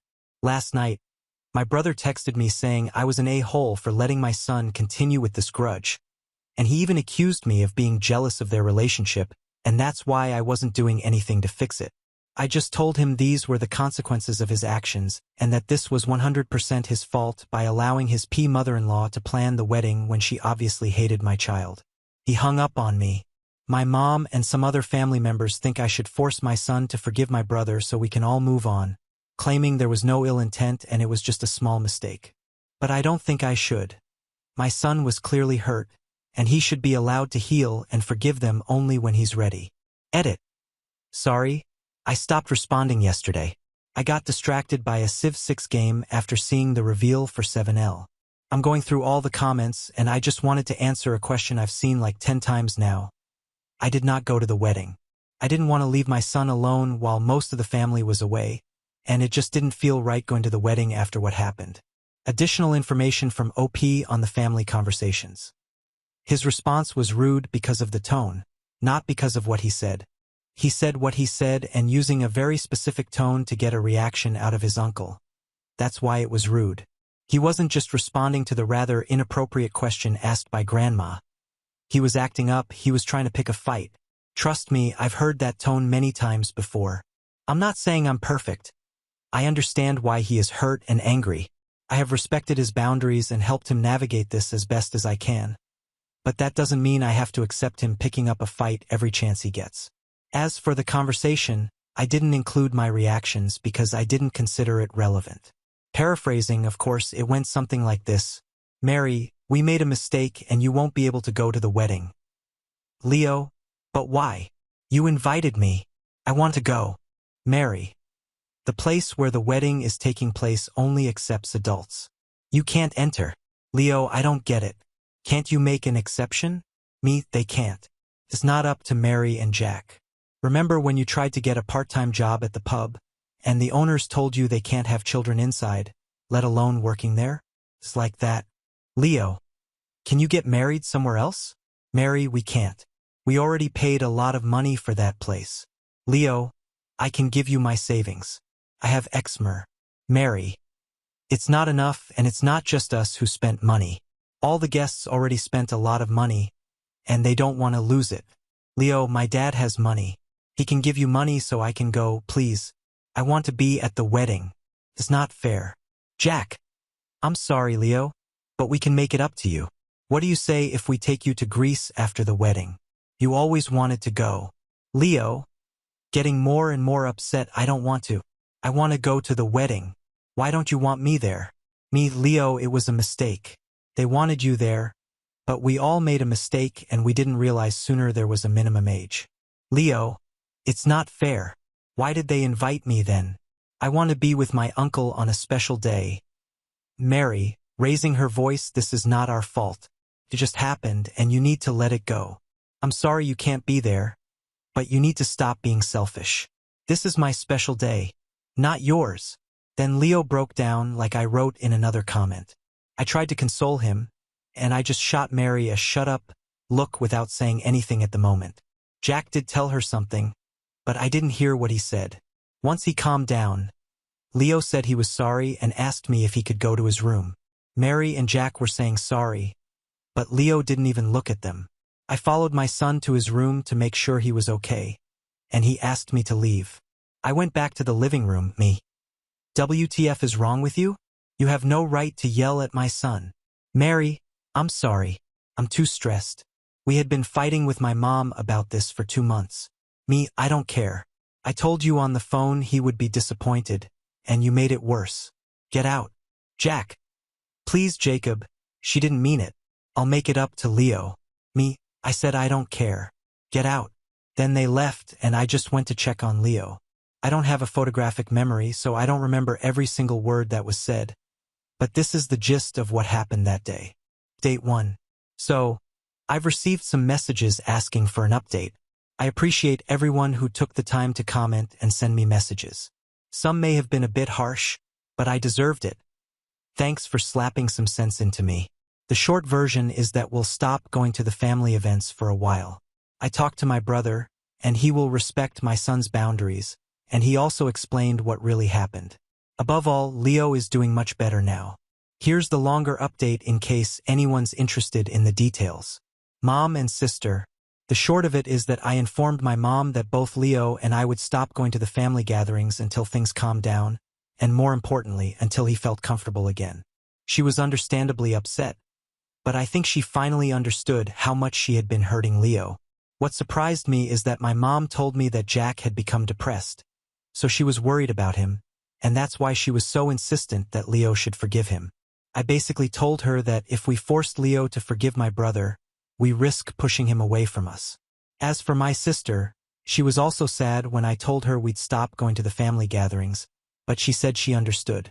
However, she suggested we make our own weekly tradition so the children can still hang out, and that's what we've been doing for the last couple of weeks. We decided my nibblings would come to my house one week, and then Leo would hang out at hers the next. So far, it seems to be working, and Leo is happy with this arrangement. I think it helps that he isn't being pressured by the adults expecting him to talk to his uncle. Jack and Mary. The weekend after I posted here, I texted my brother asking him to meet me so we could talk. I had told him that I wanted to speak with him alone, so Mary wasn't present. Jack immediately apologized and said how much he regretted what he had done and the things he had told me. He confirmed what I already suspected and said he was stressed because of the constant fights with Mary. He mentioned that he had considered divorce because of how bad the fights got. I may seem cruel here, but I basically told him that I didn't care about that. What I wanted was for him to tell me the truth about what the hell had happened. Jack maintains that he didn't know about the venue being child-free until last November. However, like many of you suspected, Mary had known for quite a while, maybe even the whole time. Apparently, this all started a few years back when Jack and Mary took Leo to the beach. While they were playing, my son had accidentally called Jack Dad, before quickly correcting himself. From what Jack told me, it was a small mistake, like when you call a teacher Mom. Leo was embarrassed, but Jack just laughed it off. The catch: Jack's Amiel, Karen, and Phil had joined them for that vacation, and they overheard Leo when that happened. When they came back from their vacation, Karen had gone ballistic, claiming she was triggered by some random kid calling Jack Dad. Knowing that Mary can't have children, Mary had tried to explain it was just a misunderstanding, but Karen became extremely toxic and abusive towards Mary, and she started making demands like not inviting Leo over when Karen visited, etc. So, when Jack and Mary decided to get married, and since they initially just wanted to elope and not have a party at all, Karen manipulated Mary and convinced her to let her plan the perfect wedding for her only daughter. Mary gave in because she was sick of several years of emotional manipulation, and she just wanted to keep the peace. So Karen hijacked the wedding, and she chose the child-free venue on purpose. Mary discovered this when the venue was booked or shortly after, but she didn't say anything because every time she tried to argue, Karen would play the victim and stuff. Mary claimed that she had tried to negotiate with the resort that an exception be made so the children could attend the ceremony/reception, even if they stayed in a different hotel, but the manager stood firm on the policy. But the closer they got to the date, the more anxious she got until she finally admitted the truth to Jack in November. According to my brother, Mary exploded to Leo because of all the constant bullying and manipulation from her own mother, and she also felt extremely guilty by letting things get that far. For his part, Jack said that if he had found out before, he would have stepped in and canceled the wedding rather than exclude Leo and my sister's children. But by that point, a lot of people had already booked their flights and hotel rooms, so canceling wasn't an option. In the end, I told my brother that none of that excused the way they had behaved, especially his wife. She was a 40-plus-year-old woman picking a fight with a kid. She had yelled and called him selfish when all Leo wanted was to offer the £2,000 he had saved, so he could be part of Jack's special day. I reminded him that Leo looked up to him and considered him his hero, and he had let him down. He had shown Leo that he wasn't important to him the way Jack was important to Leo. I also told him that I would keep supporting Leo on going no contact, and I'd be going low contact with him myself. He asked me for a chance to apologize to Leo, but I told him he had already apologized. All he could do now was wait to see if one day my son would accept his apology. Jack seemed hurt, but he told me he would respect our wishes and give us time and space. Leo. As for my son, I apologized for not standing up to him and forcing him to meet with the family every week. I told him that he could decide what he wanted to do with that part of the family going forward. He seemed reluctant to stop going, but I let him know that I would support him no matter what and that I wouldn't be upset. What made me happy was that Leo suggested we could stop going to the family every week and instead we could spend more time together, he and I, doing some of the things he used to do with my brother. Last week we went to a vintage car show, and next week we're going to watch Wicked. I'm not a theater guy, but it sounds fun. I also told him I was worried he had stopped doing things he liked and that he shouldn't stop just because he had a falling out with someone he cared about. Basically, I told him it was okay to still enjoy things by himself or with someone else. He admitted he actually wanted to do those things but stopped just to spite Jack. I decided to give him an early Christmas gift and bought him some games he had been excited about but that he had refunded after the fight with my brother. He even convinced me to play with him some Final Fantasy Online game on his PS5 while he plays on PC. I admit I have no idea what I'm doing on that game since the last Final Fantasy game I played was still in 2D, but he seems to enjoy watching me fail. Any advice here is welcome. Finally, we decided to take a trip to his dream destination for my birthday. I was a little bit sad because it's going to be the first time in almost 50 years that I don't celebrate a birthday with my brother. But I've got my son, and that's all that matters. So yeah, Leo is happier and less stressed about the family. Speaking of which, I think the family is finally respecting our boundaries, so that's good too. I just hope my brother can work on his marriage. I may hate what they did, but I do want him to be happy. Update 2, February 19th, 2025. It's been a while, hasn't it? The wedding anniversary is next week, and I remember this post. I just thought I'd do one quick update for those wondering what had happened. Leo and I took a step back from the big family for a bit, but we decided to give the holidays a go with everyone. I got to admit I was nervous. We even had a backup plan in case things got awkward with Jack and Leo. Thankfully, it was all rather uneventful like all the others. The biggest thing is that my brother and Leo had a proper chat on Christmas Eve. I saw them talking, and Leo went all quiet, which worried me at first, but he said it was a good talk.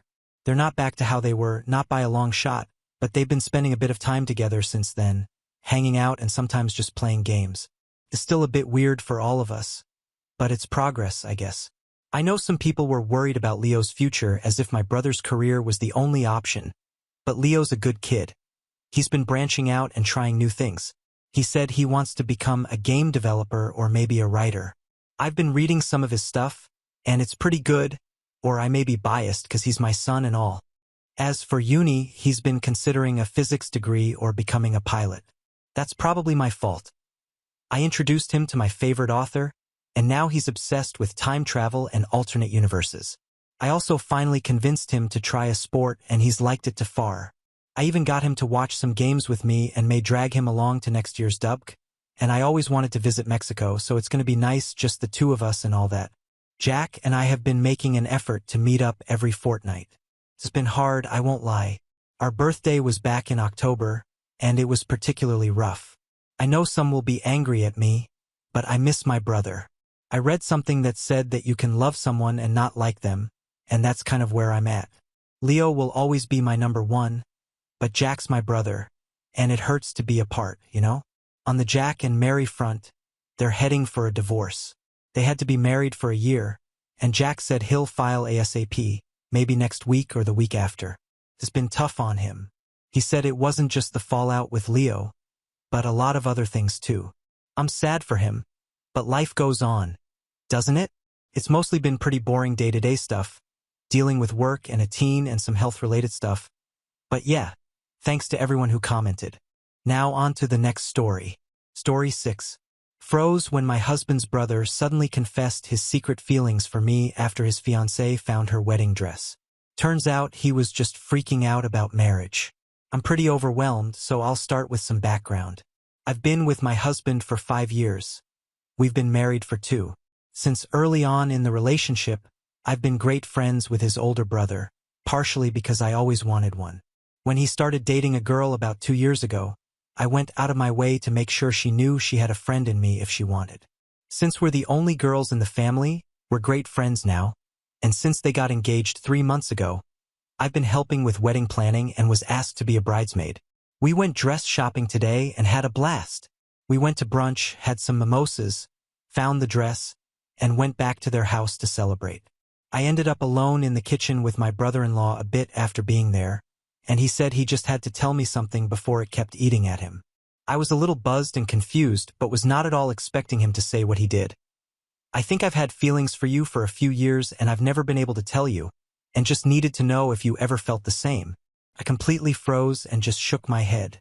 I told him that, no, I have never thought about him in any way other than a friend and a brother, and I never would. Before he said anything else, I bolted back to his fiancée and the other girls there and very discreetly told her I got my period and wasn't feeling well and would have someone come get me and then come by soon for more wedding planning. She thought nothing of it, and I called my best friend to come get me. She dropped me off at home. My husband is working right now, and there is no question that I'm going to tell him as soon as he gets home, but I just have no idea where to go from there. Do I tell his fiancée? Do I make him tell her? Do I leave it? Do I have my husband talk to him? Has anyone ever had something like this happen or have any advice? Anything is appreciated. Update 1, January 4th, 2025. Thanks to everyone who helped calm my panicked mind after my original post. I didn't want to tell my husband we need to talk while he was still at work and make him panic, so having some reassurance from here was really helpful. I also noticed a lot of people asking for an update, so here is one that even I was shocked by as I lived it. It's not exactly the earth-shattering blow-up most people thought it would be. My husband came home, and he immediately knew I had something on my mind. I explained the whole thing, and he was livid with his brother. Thankfully, he gave me a hug, and I broke down crying from the stress. He assured me I did everything right and it wasn't my fault. After that, he went to call his brother and tell him that he knew what happened and wanted to talk to him one-on-one. Well, it turns out that his brother and fiancée were already on their way to our house to talk about it as soon as the other girls left, not long after me. My BIL confessed everything to her first. She slapped him, deserved. But after they talked and he promised her that his feelings for her were genuine, she said that he needed to apologize to me and his brother, and then they could go from there. So they came over and he and my husband went and talked while I talked with his fiancée.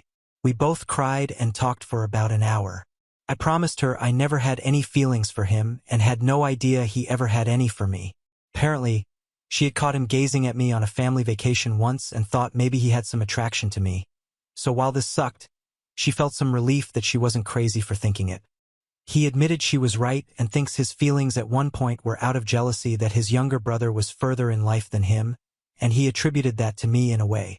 This was new to him as the older brother, and they really hadn't compared each other much growing up just because they had vastly different paths. It was a little apples to oranges, but now there was some perceived competition on a similar playing field. The feelings had faded, but when she came home saying she found a dress, he felt an urge to come clean, and he wished he had said it differently or worked through it with some help before to actually understand what the feelings were before making this whole mess. I don't know about all that, but I guess I could understand it with a more clear head. I mean, if the Oedipus complex can be a thing, then I can see him having some complex feelings that manifested as attraction but didn't affect his love for his fiancée. This all happened in one night, and he was visibly distressed over it, so I'd find it hard to believe he could weave a whole story like that, so I'm inclined to believe him. Once my husband and his brother came back to the living room, my BIL looked like a puppy who just got in trouble. He also looked a little roughed up, but I didn't question it. We all talked, and he apologized to me for putting me in this position. Where it landed, their wedding is on hold privately while they figure out next steps. Thankfully, there was nothing booked and no dates sent out. We had gone wedding dress shopping just to get an idea, and it was just luck that she fell in love with a dress. They are going to go to couples therapy to decide if and how they can move past this. There is clear love between the two. Things will be tense, but I think he feels genuine remorse, and my potential SIL says she holds no ill will against me, and if they move forward, she'd still love to have me as a bridesmaid if I'm willing. My husband and his brother have some serious work to do on their relationship, and my friendship with my BAL will never be the same again. But we'll see what happens from here. We've also agreed to keep this between the four of us, but they will be honest that they're doing some premarital counseling before setting dates or full-on planning. I saw a lot of comments telling me to keep my mouth shut and no harm was done. While I guess I can see your point, I just couldn't imagine keeping something like this from my husband, especially if it came out later and he found out I withheld it. Trust is huge in our partnership, and even just an omission feels like a betrayal of that. Sure, I knew this could blow up if I let it out, but it would be my BIL's fault, not mine. He had all control over telling me what he did. Thanks to everyone who helped me through that scary processing time alone. Update 2. January 5th, 2025. I wanted to address a couple of common responses I've been seeing here and give another next day update. To everyone telling me to not tell anyone or give him a mulligan, that was never an option to me. My husband and I are a team, and we don't keep secrets, only surprises. It's something we agreed on before getting married. If I didn't tell him and it came out later, it's as good as me lying to his face. I did nothing wrong, and I know my husband would stand by me, so that just wasn't an option I was willing to consider.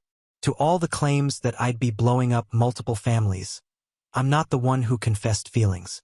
He opened this can of worms, and it's not my responsibility to keep this secret. If this does blow up his relationship or his family, that's all on him, not me. There were a lot of other common themes in here, but those two were very prevalent and I wanted to dispel them. So, for this small update, my husband actually called his brother today and asked if he wanted to go to one of their favorite bars to watch the game together today, something pretty common for them or all four of us to do before all this. My BIL was shocked but agreed.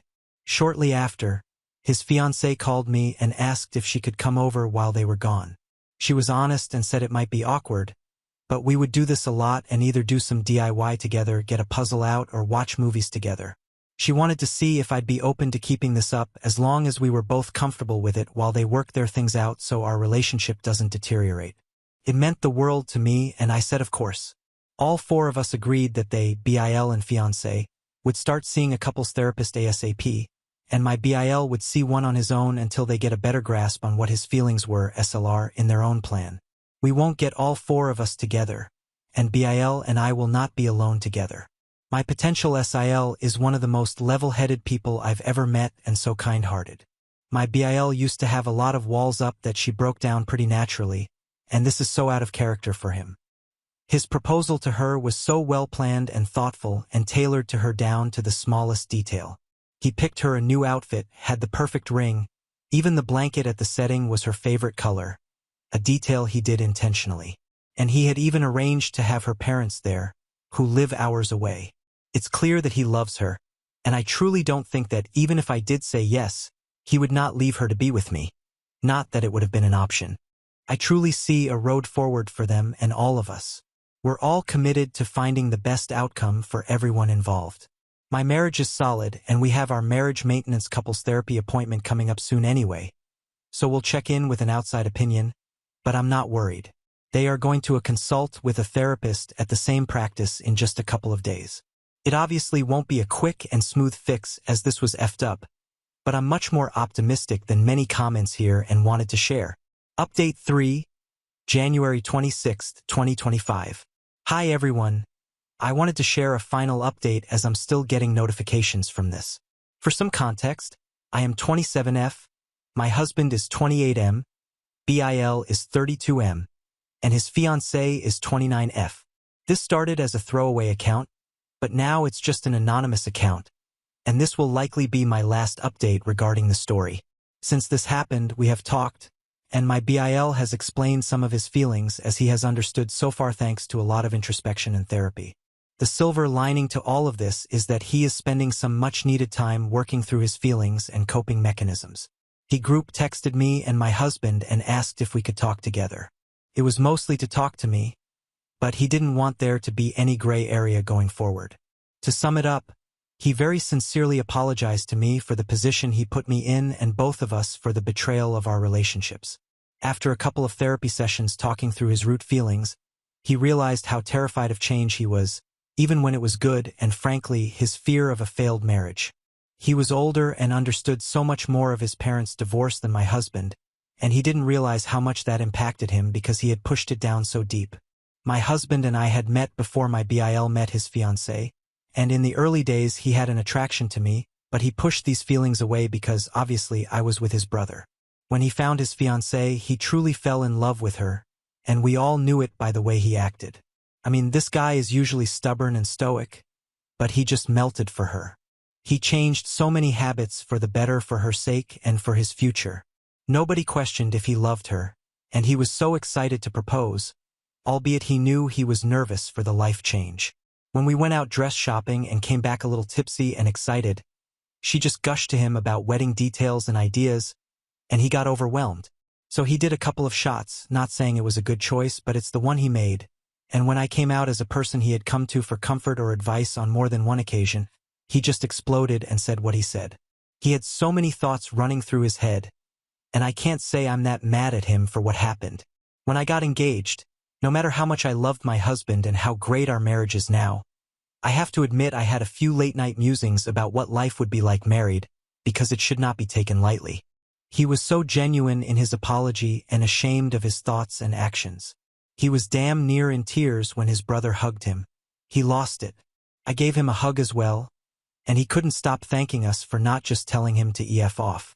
His fiancée joined us after our talk, and she said that while she's still struggling with trusting him and they aren't going to get married on the same timeline they were planning, she's not leaving him as long as he continues to work on his feelings and unpacks his emotions around marriage. They go to couples therapy and both go individually as well, and I think we all see a road forward, knowing it will not be easy. In my past posts, there were so many people who thought my BIL was making it up to get out of it and he would have thrown away his relationship for me. Call me crazy or naive, but I don't see it that way, and nobody else involved does either. We addressed the possibility and dismissed it. I appreciate the level of care people have shown for me and my future SIL, and we will continue to show care for her and my BIL as they navigate this together. Now on to the next story. Story 7. Husband's ex-wife was his best man at our wedding, but for 14 years, I was just the wife while they shared everything. I found out he considers her a soulmate when I got pregnant. Hello everyone. My husband, 36M, and I, 34F, had been married for 8 years, together for 14, and we have a 4-year-old daughter that is our whole life. He had been married before to Eliza, his best friend. They married at 18, lasted 2 years, and divorced. They remained best friends. When we started dating, Eliza, my husband's other best friend, Jack, and my husband were a tight-knit group. Eliza was one of the brothers, and I always was the girlfriend and later the wife, always an outsider. His 2 friends are single, so our house was always a place to crash. Even since we moved together, they would show up unannounced and do their own thing while I made snacks and full meals. For the first year, I tried my best to integrate into their clique, but it never worked out. It was always awkward, and I felt I was inserting myself where I didn't belong, so I stopped trying and relegated myself to being a great host and letting them do their thing. I didn't notice at first, but over the years, resentment had built. I feel like a 50s housewife serving drinks and lighting cigarettes to men. My husband, on his own, is amazing and I love him. He had been a great partner and my best friend during these 14 years. The problem is, I'm not his best friend. Eliza is. Every single thing that happens in our life had to be discussed and analyzed with Eliza. Early in our relationship, I got pregnant. I took the test early in the night and we were really scared. Despite this, he was so reassuring with me, holding me the whole night and telling me he was ready to do whatever I wanted to do. I said I needed to really think about it. The next day we went to our classes and agreed to lunch together. When we met, he asked me how I was and all, then told me he had the contact of a doctor who did abortions. It was illegal back then. I asked how he found one so fast when I wasn't sure what to do. He answered he called Eliza early in the morning, and she had a friend. I felt so betrayed because this was something that belonged to me, and he went and shared it with someone else. Not just someone else, Eliza. Come on. He said during the next days, every time I saw him, he had new information from Eliza and Eliza's friend. I was so confused and scared, and Eliza convinced my boyfriend we needed to do it fast because it would be easier. It was so much pressure. I agreed. Long story short, it was a rat hole doctor's office and I almost died there. To this day, I don't know if I should have kept the baby or not, but better not think about it. When my boyfriend proposed, Eliza was fake mad. He didn't say first to her he was going to propose to me. The only way to placate her was to have her as a best man, despite my husband having a male best friend. Every little or major event in our life turns into, yeah, I'm gonna tell now Eliza, you know how she gets. I was sexually assaulted as a child and told this to my husband. He was the first person I talked about it. Months later, Eliza and I were alone in our kitchen, and she started to talk about something she heard in the news about a girl raped by a family member and then hugged me. When I started to try for a child and I got pregnant, I asked my husband to keep this for us for a little. It was Wednesday. Sunday, when I saw Eliza, she congratulated me. I ended up miscarrying. I started to look for a doctor to help me deal with my depression. Again, something I wanted to keep to myself. Eliza was so understanding. When I was pregnant with my daughter, Eliza came full of advice on things I should do. I told her to mind her own business, which really hurt her feelings. I stood my ground and told my husband I wasn't going to raise my kid with Eliza and didn't want to hear any advice from her. This was a big fight with my husband because I was rude and Eliza was family and already considered herself an auntie. This had been the only time I had given an ultimatum to my husband. Eliza better keep herself away from my motherhood or I will leave. Now resentment has reached a point when I don't want her near me or my house or my husband. I feel she is more married to my husband than I. My whole life feels like I live best friends to love her drama. I'm not sure why I'm writing this, probably because I'm alone in a coffee shop and thinking, I want my husband to be my husband and not feel like a lame love interest in someone else's epic love story. In the past, my husband thought I was being childish. Despite loving him, I can't keep being married like this. I don't feel I can trust to talk to him again without involving Eliza. I don't want to hold an ultimatum. Update 1. November 22nd, 2024. I'm going to start by saying how thankful I am to everybody that showed grace on my last post. This isn't a happy update. If anything, welcome to the pity angsty train. After writing my post and reading how most people felt, my head was full of doubts and sadness. Your opinion isn't a surprise since most of my friends and family had voiced the same at some point. I guess I'm too slow and need to be punched harder to understand. A few days after my post, I took a pregnancy test, and it was positive. Having a large family is what we always wanted, and ever since my abortion, I was left with a feeling of having empty arms. So holding my daughter in my arms was like feeling whole again, and I know I need to grow my arms even more to hold my new baby too. But after the initial happiness, ugly feelings started to grow in my stomach. I didn't want Eliza in our life. It felt like taking my innocent glasses out and I was able to see her, like really see her, how every smile was so damn fake. Every compliment was always mean-spirited or kind of a self-compliment. Nice potato salad. It was great. Oh, remember to my husband that potato salad I made? It was kind of unbelievable. Blah blah blah. Or, nice outfit. I love how confident you are. I can't leave the house without making sure my outfit is flawless. Her reaction to my first pregnancy, wedding, travels, my second pregnancy, buying a house, how everything that should be between my husband and I always included her. Like if our life was a play she should write and direct. On our first Christmas together, she came when we were decorating, and with all his positive charisma, I ended up sitting in a corner drinking wine while she and my husband decorated. She is always here, and by here I mean in my life. She has a say in everything in my life to the point that when my husband voices opinions, I can say when these are his words and when they are Eliza's. I'm not saying that since I wrote the last post, everybody turned into ultimate evils, but thinking and rethinking about my life with my husband, I'd always been a passive character. It's like my husband got himself a pet, and he and Eliza are going to be endgame when they both realize they never stopped loving each other. Some of you, as my sister, will say, I'm dormant. I guess I am. I have let this go for so long that it became normal. My life isn't bad, my husband hasn't been a bad husband, and Eliza isn't so bad if the bar is she hasn't tried to kill me yet. I know it's clear to you all, but to me it has been my life for years, my day-to-day. I learned to look away and make myself small so I don't make others uncomfortable. Maybe because I'm pregnant and hormonal, but I'm tired of this. I love my husband, but I feel he can't love with Eliza whispering to his ear and him running like a golden retriever to please her. So after all that thinking and rethinking, I sat my husband down and told him we needed to set some strong boundaries because our marriage wasn't working, and I didn't feel loved or respected like a wife or even a person. I explained more or less what I said here. My husband denied everything and tried to explain himself, saying Eliza was like a sister to him. I said even siblings have boundaries. It was back and forth with him, making me doubt if maybe I was in fact trying to control who was or wasn't in his life, wanting to monitor his friendships, and even joked if we'll need to sneak away to have a drink with his buds. For a moment I felt maybe I was in fact crazy, but I was firm in my ground. If you wanted to keep this marriage, Eliza needs to be gone from our life.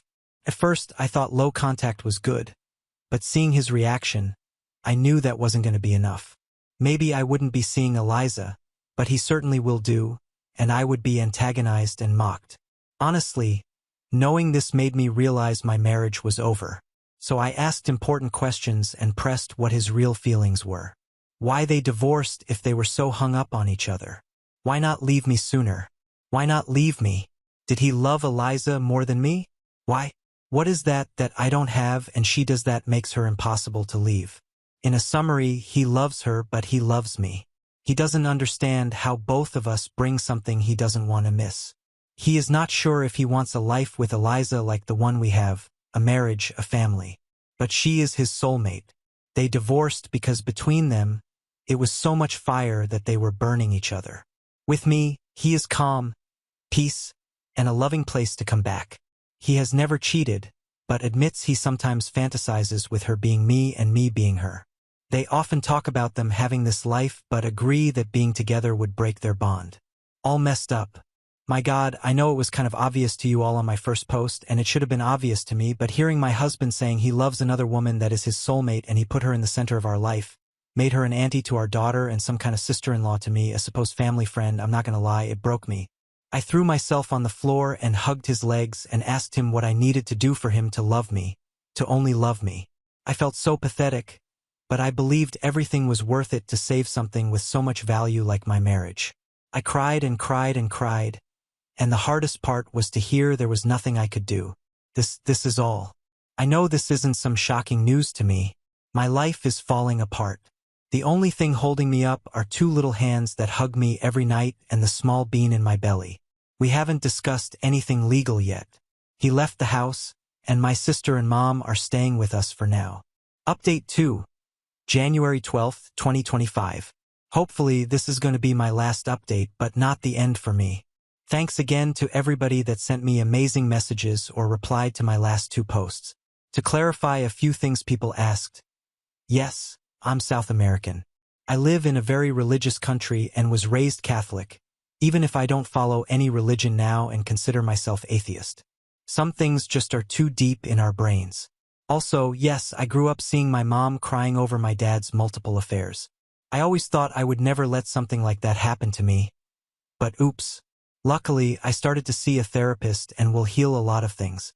One of the very first things I started to discuss with my therapist was my abortion and how deeply that hurt me and how big was the impact on my mind. And yes, some of you guessed well, after the abortion, I was determined to get something good out of a very traumatic event. Since I loved my then boyfriend so much, maybe our relationship could get stronger and better, and I fought hard for that. Then after time, it was more of, have I suffered so much for this relationship just to lose it over this one thing? No. And later it was just, this is my life. Go to sleep and get over the pain. Now I realize how alike that was to my mom's mindset while forgiving my dad. But since I wasn't getting physically cheated, it never crossed my mind I was doing the same thing. Now, on my husband and we are getting divorced. I put on my big girl pants and went to talk to him again. I promised myself and my children I would never beg someone to love, and my children wouldn't have to grow believing that something is worth more than loving and respecting yourself. Okay, so I went to talk to him, mostly to say I wanted a divorce. That's all. At first, I wanted to write all the things he did that hurt me and how much they hurt, but what's the point? Communication time is over for us as a couple. He was all shocked and then teary because he didn't want a divorce. He tried to convince me to take more time to think. Then he tried to negotiate what I needed for this to work, what I wanted, and what he was willing to do. He was so generous to offer to take some distance from Eliza to work our stuff. I laughed like a maniac because he said our family means everything to him, our daughter, our new baby. I was something he valued so much. I was the heart of his family, and he will always love me and be thankful for all I gave to him. This hurt because, yeah, he doesn't see me like a woman or his wife. I'm the mother of his children. I'm the one who takes care of him in his house, and he is thankful. It was a long talk, but it was mostly the same thing again and again. In the end, he proposed me to keep the house, stay married because his job has a lot of great benefits, and I should use them all. Even if we weren't together, he would cover all expenses, and we could live in different houses. In the end, he reluctantly agreed to divorce. I'm working now on establishing new boundaries. I agree we should keep it friendly because we have 2 kids to co-parent, and since he doesn't have a place to live yet, he could hang with our daughter in our home, take him to the park, etc. But then he was showing up unannounced in my/our house, cooking for himself, and acting like he still lived there. I was getting really uncomfortable. I had asked for his keys prior, but he said he wanted to keep the keys for emergencies only. One day, I snapped, "Either give me the keys back or I will change the locks." Again, he was all teary because this was still his home. I said it wasn't anymore, so no more hanging out here. Now I'm thinking it's best to sell this house and find something new that can be mine and the kids' home only. As for Eliza, some of you will be happy to know they aren't together. He isn't staying with her, and for all I know, she has distanced herself from him. Maybe she only liked him when he was in a relationship, or now her power trip is over, she isn't interested. He is pretty heartbroken, his absolutely best friend isn't with him now, like really heartbroken. I know this because a mutual friend told me, and when he comes to pick our daughter, he seems in a bad shape. He is unkempt and has lost some weight and always looks so tired. My pregnancy is doing fine. As you might have guessed, I'm not interrupting it. So, between a divorce and having a baby this year, I guess I will have a very eventful year. That's all, I guess. Now on to the next story. Story 8. BFF claimed she hooked up with my BF after he gave her a ride home. So I asked him and he says she's lying. When I confronted her, she started harassing us for months until he left. I've been best friends with Becca since 2010. We were college roommates, and then after we graduated, we still lived together up until I moved in with my boyfriend, Nate, in 2019. One thing about Becca is that she's always had a drinking problem for as long as I've known her, and she's done stuff while drunk that has sometimes caused problems in our friendship. She tries to stay sober, but every few years something will happen to make her start drinking again, which is what happened earlier this summer. So, last Saturday, Becca called me because she was drunk somewhere and needed a ride home. I couldn't go pick her up because I had the flu and I was on cold medicine, so Nate went to get her instead. A couple of days after that, I started noticing that Nate was being weird with his phone. Normally, he leaves it out on the coffee table if we're watching TV or whatever, but he started putting it face down so I couldn't see what notifications he was getting. My first thought was that he was trying to plan a surprise, and because of the timing, I thought that maybe Becca was helping him. Yesterday, I saw Becca. I told her that Nate was being sneaky all of a sudden and asked her if he said anything about maybe proposing soon. She asked me if I looked through his phone and I said no. Becca started crying and told me that she and Nate hooked up in his car the night that he came to pick her up. Her excuse was that she was really drunk and didn't fully know what she was doing. She said she'd been texting him since, telling him that he needed to tell me what happened, or else she was going to. I asked Becca to show me the texts, but they were all in the app Signal, which deletes messages after a day, so all I could see was that she and Nate had a chat thread but nothing that they said. I told her to text Nate in front of me so I could see what he said, and she did, but we got no read receipt and no response at all, so it didn't prove anything. I asked Becca if she was sure she wasn't so drunk that she maybe imagined it or thought a dream was real, and she absolutely lost her shit on me and said that she knows that she's horrible when she drinks but that she's not fucking delusional and she doesn't make shit up. She said that I could believe her or not, and it's my choice, but she was telling me the truth. I said I needed to go home and talk to Nate. So when I got home, I confronted Nate with what Becca had said, and he acted shocked and denied that anything like that had happened at all, and said he didn't know why she'd think so or say so. He said that he had just given Becca a ride home, and the only thing that happened was that they talked about how he and I had been together for a long time and how we should get married already. He admitted they were talking on Signal the next couple of days, but he said that it was about exactly what I thought, that he was asking her about engagement rings and what kind of proposal I would want. Nate replied to Becca's message from before, asking her if she made up a story about them hooking up to not ruin the surprise about his proposal. And she texted him back that there was no proposal and to stop playing dumb. So then Nate called her, pretending like I wasn't in the room, and told her that she needed to stop whatever she was trying to do, because we were on the verge of breaking up, and he'd rather just have the surprise be ruined. But Becca just kept telling Nate to stop lying until he got angry and hung up on her. I really didn't know what to think, and I still don't right now. Nate is really upset and not really talking to me much. He says that it's bad enough that Becca acted insane and ruined his plan to propose, but it's even worse that I believed her lies even a little and would think that he would ever cheat on me. Becca texted me saying she was sorry, but otherwise I haven't talked to her either. I don't want to think that Nate would cheat on me or that he'd take advantage of Becca if she was that drunk, but I feel like I can't be 100% sure because I've known Becca for 13 years and I also just can't believe that she'd lie to me about something this important. And I know that she does have a drinking problem, so I can believe that she'd sleep with my boyfriend if she was drunk out of her head. She's done some pretty awful things in the past when she's been drunk. I don't want to wrongly accuse Nate of something he didn't do, but I don't want to be an idiot. Update 1. So on Thursday night, after I got everyone's advice, I told Nate that I had found out a way to recover deleted messages from Signal. He immediately took out his phone and opened the app and asked me to show him how to do it.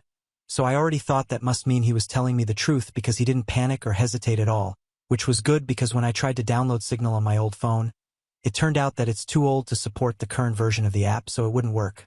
Nate then asked me if we were going to have to go out and buy a new phone for me to believe that he was telling me the truth, and he said that he was willing to do it if that's what it would take. I told Nate it wasn't that I didn't believe him. I just wanted to have some proof, because I just couldn't understand why Becca would lie about it. Nate said that she would lie about it because she's a fucking crazy drunk bitch and there's literally no way for a non-crazy person to understand why she would do anything, and once the messages proved that he didn't, he never want me talking to her again. Then he said to get up because if we were going to go to the Verizon store, we had to get there before it closed. By then, I completely believed Nate anyway, so I told him we didn't have to go anywhere or get a new phone and that I believed him and I knew he didn't cheat on me and that he would never do that. Nate said that he would hope I know that and that he didn't understand why I didn't take his word for it in the first place. I started trying to explain why I didn't want to just immediately dismiss what Becca had said happened, but Nate said that he really couldn't listen to that right now. I said that was fair and agreed that I would cut Becca off, but that first I wanted to try to get her to admit that nothing happened. Nate said fine, but to call her with my phone on speaker because he thought he also deserved to hear her admit that she was lying. So I called Becca and I said the same thing to her that I said to Nate, that I figured out how to recover deleted messages on Signal. She asked me why I would need to do that, so that was when I knew for sure that she was definitely making it up and not just confused somehow. I said it was because I wanted to have proof of what she and Nate talked about. Becca asked me if I saw their messages, so I lied and said yes. After that, Becca just went silent until finally I asked her if she was going to say anything. Then she asked me if that meant that we were engaged now. So then I really just lost it on her and screamed at her, asking her if she was fucking serious and what the fuck was wrong with her and how could that possibly be all that she had to say. Becca started screaming back, telling me to fucking calm down and about how obviously I never believed her anyway because it's not like we broke up over it. I was crying by that point, and because of that I couldn't really say anything else. So then Nate told Becca to go fuck herself and to never, ever contact either one of us ever again and hung up on her. A minute later, Becca sent me a completely unhinged text that I'm quoting here verbatim apart from changed names. Courtney, you were supposed to be my friend for life. You are supposed to be there for me. You are supposed to be my person. But then you meet Nate and now you only care about Nate. Everything is about Nate. Tell me, why Nate comes to pick me up when I call you? I called you not your precious fucking Nate.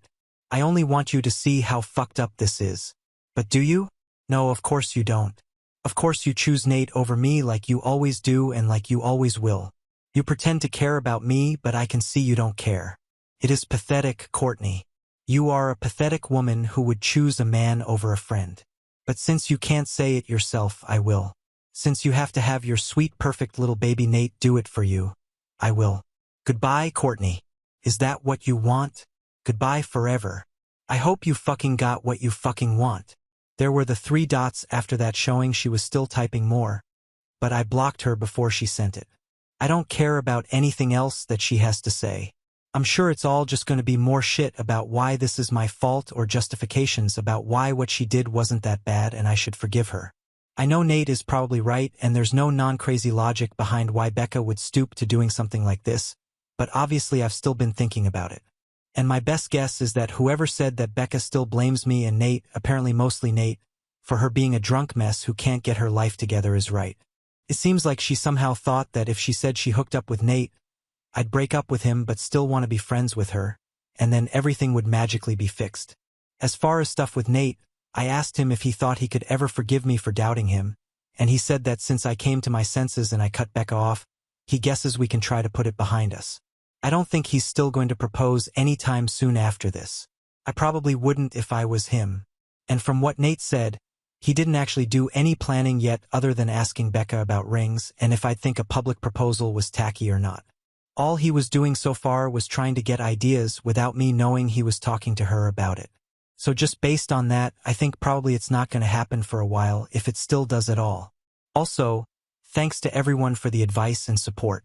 I know I didn't respond to many comments, but I really did appreciate everyone who cared enough to want to help. Comments where OP has replied, Commenter. I'm curious if Becca ever said anything to you when she hooked up with guys you liked. Do you think she was blocking you on purpose to keep you for herself?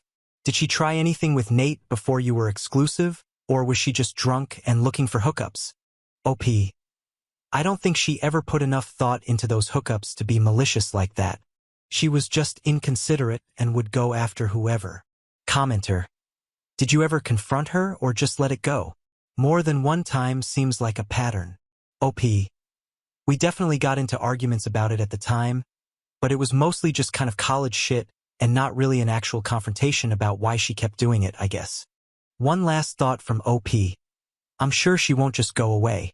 I'm already expecting her to try to get our other friends to get in the middle of everything as soon as she figures out she's actually blocked and I'm not just ignoring her. I hope she won't try to do anything else, but I guess at this point, I really can't know with her. I'm hoping things are okay with Nate.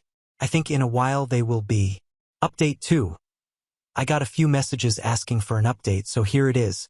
I'll keep it as short as I can. Unfortunately, I have nothing good to report. It turned out that whatever was going on with Becca that caused her to make false accusations about Nate was the beginning of some kind of a psychotic break. After I blocked her, she made a whole bunch of fake accounts and started sending me completely unhinged shit about how I ruined her life and threatening to get revenge on me and Nate. This went on for literally months, with her sending me dozens of messages a day. I found out from other friends that she was making multiple posts on Facebook every day that were semi-coherent rants about how much she hated me and how I was evil and ruined her life intentionally. I tried to talk to the police 2 different times to get a restraining order because I was afraid that Becca was going to show up at our apartment and attack me or Nate. I literally even got a front door camera because I was so scared that she was going to hurt us. The police said that because Becca wasn't threatening actual violence. She was just a nuisance and they couldn't do anything. They acted like I was an idiot because it isn't illegal to talk shit on Facebook, and they basically told me to just keep blocking her whenever she made a new account and eventually she'd get bored and move on. Then finally, there was an incident where someone broke the windshield of Nate's car while he was parked at his work. I guess it could have just been a random act of vandalism because this wasn't the only car that got windows broken. But at the time, I was 100% sure it was Becca, so I went to the police again. Eventually, an officer went to talk to Becca, and she said she didn't touch Nate's car. And again, I have no proof that she did. But after the police talked to her, Becca got put into a psych ward for a week because apparently her apartment was filthy, and she was drunk out of her mind 24/7 and a danger to herself. I have not heard anything from Becca after she left the psych ward. I don't know if she was diagnosed with something or if she's medicated now or what. I found out that she moved in with her dad who, thank God, lives in a different state. I look at her social media every so often to make sure she's not posting about me again and that she's nowhere around me. I haven't mentioned Nate much in this update because we're no longer together. He broke up with me after the windshield incident because he couldn't handle being constantly harassed by Becca. And to be honest, I don't think he ever forgave me for not taking his side immediately when everything started. It really hurt, but I can't blame him. I tried to talk to him about fixing things between us after Becca was gone, but he just wasn't interested. Now on to the next story. Story 9. Boyfriend's ex got me banned from his friend's wedding, where she was a bridesmaid, then had to watch us dance together when I was finally allowed in. My boyfriend, Sam, and I have been together for a year and a half. We broke up last summer for 2 months but got back together. During our break, Sam met up with his ex-girlfriend, Rachel, whom he had dated for 4 years prior to our relationship. They only met up once, and nothing came of it. However, Rachel still has feelings for Sam and was hoping they would rekindle things. Rachel was enraged and threw a fit whenever she found out that Sam and I got back together. She sent him a lot of really nasty messages and continued to do so for several months afterward, even though he never responded to her. Rachel and Sam both have mutual friends who are getting married. They were both asked to be bridesmaids and groomsmen in the wedding in February. Rachel asked the bride if it would be okay if Sam did not have a +1 for the wedding because she wouldn't be able to handle seeing him with anyone else. Whenever Sam found this out, he immediately contacted both the bride and groom. They assured him that Rachel's request would not have an impact on the decision for a +1. Since then, she has still continued to try to reach out to Sam, including going as far as contacting me via Instagram regarding the upcoming wedding. She started to harass me and even admitted that contacting me was for her own self-gain. In April, Sam and I were both invited to the engagement party. Of course, Rachel was there, but we were having such a great time that we barely even noticed her existence. At 3 a.m. that night, Rachel texted Sam yet again, degrading both of us. She told Sam that he was not going to be getting a +1 to the wedding and to not make a fuss about it like last time. I found the comment odd because invitations have not been sent out yet. Why is she the one telling him this instead of the bride or groom? Regardless, Sam finally responded to Rachel and told her to never contact us again. Fast forward to the present day. Sam got the wedding invitation, and it did not include a +1. He contacted the groom, and the response was that they had to prioritize other couples who have been together longer, live together, and or who both know the bride and groom due to the budget. I know 100% that a wedding should only be about the bride and groom and what they want. If they don't want Sam to have a +1, that is their call. I'm not entirely convinced that Rachel did not have a part in the decision. She is a lot closer to the bride than Sam is to the groom. So, am I the asshole for asking my boyfriend not to go to the wedding without me? This would mean he would have to drop out of being a groomsman. The only reason I feel uncomfortable with him going is due to the relentless harassment about the wedding by Rachel. If she had been respectful and left us alone, I would have no problem with him going without me. However, that was not the case. She has continuously disrespected me, my boyfriend, and our relationship. She has no clue what a boundary is. I just want this to be over. Update 1. My boyfriend talked to the groom. Due to the budget, they had to limit +1s to couples who live together or will be traveling out of town to attend. The wedding is being paid for by the bride's family, and it seems like they had an input on who was invited. The groom did not know the full extent of Rachel's behavior towards me and my boyfriend. The groom was also surprised to hear Rachel told my BF in April he would not be getting a +1, as they had not decided at that time. My BF did come to see that it was disrespectful for the bride and groom to not allow him to have a +1, even if his ex was not attending. Wedding party should have priority over regular guests. With that being said, he does not want to completely burn a bridge with the groom, which I don't want that to happen either. We both agreed it will be fine for him to attend the ceremony but skip the reception. The groom said I would be allowed to attend the rehearsal dinner and welcome party. As far as Rachel, my BF plans to ignore her and immediately shut down any of her antics. My BF is truly disgusted with Rachel and her psychotic behavior. Ultimately, she wanted to break things up between me and my BF, but she has only made us stronger. Additional info. OP adds a little info not in the post. My BF was never told he would be receiving a +1. The bride and groom told him in February that they did not know who would be invited at that time. I just wanted to reiterate this in case it was not clear in my original post. When asked what happened with Sam and the ex, they didn't hook up whenever we were on the break. They just went to a bar for drinks. Afterwards, they met up with the bride and groom since they all are friends. My BF said it was a bit awkward and didn't even know Rachel had any interest in getting back together until she found out we had gotten back together. Update 2. September 25th, 2024. This is the final update regarding the wedding, since it was this past weekend. Buckle up because it's a long one. Backstory. My boyfriend was asked to be a groomsman in a wedding where his ex-girlfriend was a bridesmaid. His ex harassed him for months, even though he didn't respond. She reached out to me via Instagram. She has been trying to break us up / get him back. She told me on Instagram that she doesn't want to be around us during the wedding as it would be distracting. The groom told my boyfriend months ago that I would be allowed to attend the rehearsal dinner, welcome party, and part of the reception. We were told I would not be allowed to attend the ceremony or dinner portion of the reception due to the budget. After the formalities are completed, I will be allowed to attend. A week before the wedding, the groom invited my boyfriend to brunch on Sunday, the day after the wedding. He said it was going to be a super casual thing. I, however, was not invited to this brunch. My boyfriend reassured me he would not be attending without me. During the wedding rehearsal, my boyfriend decided to double-check with the groom about me coming to the rehearsal dinner. Turns out I had been uninvited from the dinner. We were informed of this 30 minutes before the start. The groom told my boyfriend I did not have a seat, but he would love to have me at the welcome party afterward. My boyfriend skipped the rehearsal dinner. We ended up going to a local bar until the welcome party started. Once we got to the welcome party, the groom came up to me and apologized for the politics. He told me he was happy I was there and looked forward to having me at the reception tomorrow. 2 people commented on us missing the rehearsal dinner, but I just changed the subject. After the welcome party ended, we all rallied to a bar close by. I was standing at the bar talking to one of the guests when the bride inserted herself into our conversation.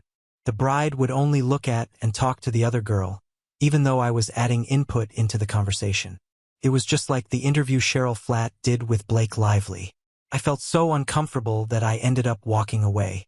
The next day, before the wedding, I met up for brunch with the girl. She informed me that, as soon as I walked away, the bride started talking shit about me. The bride told her I was originally invited to the wedding, but that Rachel, my boyfriend's ex, said she would not be able to handle it, so I was uninvited from the wedding. The girl said it seemed like the bride was trying to get her to not be friends with me and to exclude me. She said it seemed like the bride was trying to get her to take Rachel's side as well. The bride admitted she was being petty but that she didn't care. Mind you, I had just met this girl, and we were just casually chatting at the bar. Why the bride wanted to focus on causing drama and excluding me the night before her wedding is beyond me. Like, girl, focus on getting married. Around 8 p.m. is when all the formalities were finished, and I was able to attend. I'm not gonna lie, dancing with my boyfriend in front of his ex-girlfriend felt extremely good. I swear we did not do it on purpose, but wherever his ex went, we were always right there. She could not avoid us even if she tried. At one point, the bride and groom were in the center dancing. I was directly across from his ex, in her line of sight. She completely turned her back just so that she couldn't see me, even though everyone else was facing forward. The only people who would talk to us were the other groomsmen and their dates. We ended up telling several of them the full story because they had no idea. So, the whole night felt like sweet revenge. I will say, many times the groom came up to me and said he was happy I was there. Whether he meant it or it was performative, I have no idea. I also don't care at this point. The only reason my boyfriend did not drop out of the wedding was because we were told I was not invited due to the budget. We were assured several times that it had nothing to do with his ex. If my boyfriend had been given the full truth, he would have dropped out. Whenever I found out the truth, it was already too late. My boyfriend was at the venue taking pictures, and the wedding was starting in an hour. Once the couple gets back from their honeymoon, my boyfriend and I plan on having a conversation with the groom. My boyfriend said he will be reevaluating their friendship. Comments where OP has replied. OP clarifies one detail. Sorry, I didn't make it clear, but I was not allowed to attend the dinner portion of the reception. I was only allowed to attend when all the formalities were completed, eating, speeches, etc., and the dancing had begun. Comment 1. You guys are both dumb as rocks if you think any of these people are currently your friends or will continue to be your friends in the future. So please stop excusing their shitty behavior for budget reasons. It's obvious you were not wanted in the wedding, and both of you should have skipped the event. A real friend would have made you comfortable and not made you feel excluded. OP. Thankfully, after all of this, my boyfriend does see that the groom does not care about him as much as he thought. Comment 2. Sounds like you have an amazing, supportive boyfriend. So refreshing to hear a man sticking with his partner through the nonsense. That bride isn't going to have an incredibly happy marriage after she willfully tried to sabotage someone else's relationship on her wedding day. That can't be the start of something successful. I'm hoping the groom had nothing to do with it, but I'm sure he knew about the situation since his wife was the one scheming. But it does seem like he didn't want to be a part of it with the way he was talking to you and your boyfriend. He probably just let her do whatever she wanted so she'd shut the fuck up. Either way, fuck them all. You win in the end. Give your boyfriend a big hug from Reddit. He did well. OP, my boyfriend really does have my back. I'm so thankful for him. As for the groom, I will say he truly is a nice guy. I do think that he was aware of everything going on, but he is the only reason I was able to attend some of the wedding weekend. Now on to the next story. Story 10. My sister tried to steal my boyfriend and hit me 6 years ago. We hadn't spoken since, but at my bridal shower party, my parents invited my estranged sister and tried to force us to make up. I, 28F, haven't been on speaking terms with my sister, 26F, for almost 6 years now after one really terrible incident that I will get to in a while. My sister and I always had really intense sibling rivalry growing up, and for some reason my parents never did anything to discourage that. They would actually egg us on to compete more. I think it was not a good move because that made us really jealous of each other, and I feel like if they had nipped it in the bud, maybe things would have been better between us when we were kids. At least we would be able to put our differences aside for some time, but as we grew up, we started resenting each other more. By the time we were in high school, we barely even spoke to each other, and that was how we liked it. Then I moved out for college, and I would only have to see my sister when I would come back home, so that was slightly better than having someone be hostile around you all the time. Around the time that I was supposed to be graduating, I started dating my fiancé. We had been friends for 3 years of college, and before we graduated, he finally worked up the nerve to ask me out, and I said yes because I really liked him too. After we graduated, I got an apartment with him because we had already been friends for 3 years, and we didn't think it was a big deal.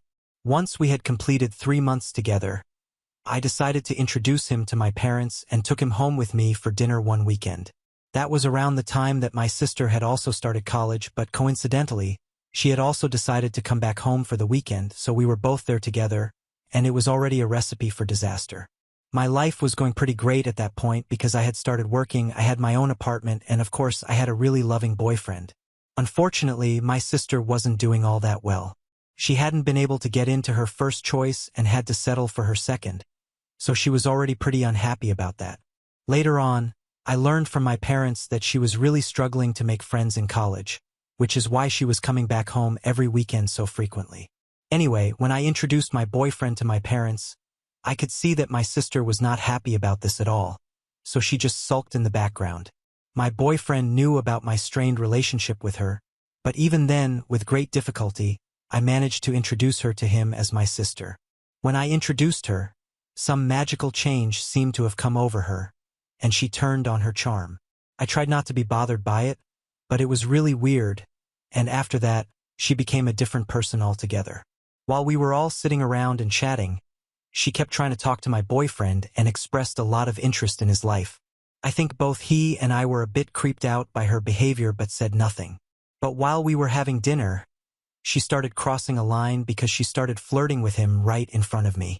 She wasn't even being subtle about it. It was very obvious, and I could tell that she was just doing this to piss me off. I tried to ignore it for a couple of seconds because I really didn't want my boyfriend to see how dysfunctional our family was, but I just couldn't control my temper at one point. So I just snapped and told my sister to cut it out because he was my boyfriend, and it was gross that she was throwing herself at him like this. She just rolled her eyes at me and went back to trying to talk to him. So I started yelling at her and said that he was a guest and, more importantly, he was my guest, so she needed to be more respectful because she was creeping him out. I remember she told me that she could tell that my boyfriend deserved better, and she was just helping him out by letting him know that there were other options than me. The way she said it really ticked me off, and I started cursing at her, and she started cursing back. Then I guess I called her a loser at one point and said that she was only bitter because I was not doing as badly as her, and that really got under her skin because at that point, she grabbed my hair across the table, dragged me to her side, and slapped me senseless. I couldn't even stop it because I was so shocked that she had physically attacked me because usually we had tried to keep our hands to ourselves after we crossed middle school. But after she attacked me, it turned into a full-blown brawl, and our parents and my boyfriend had to drag us off each other because we were vicious by the end of it.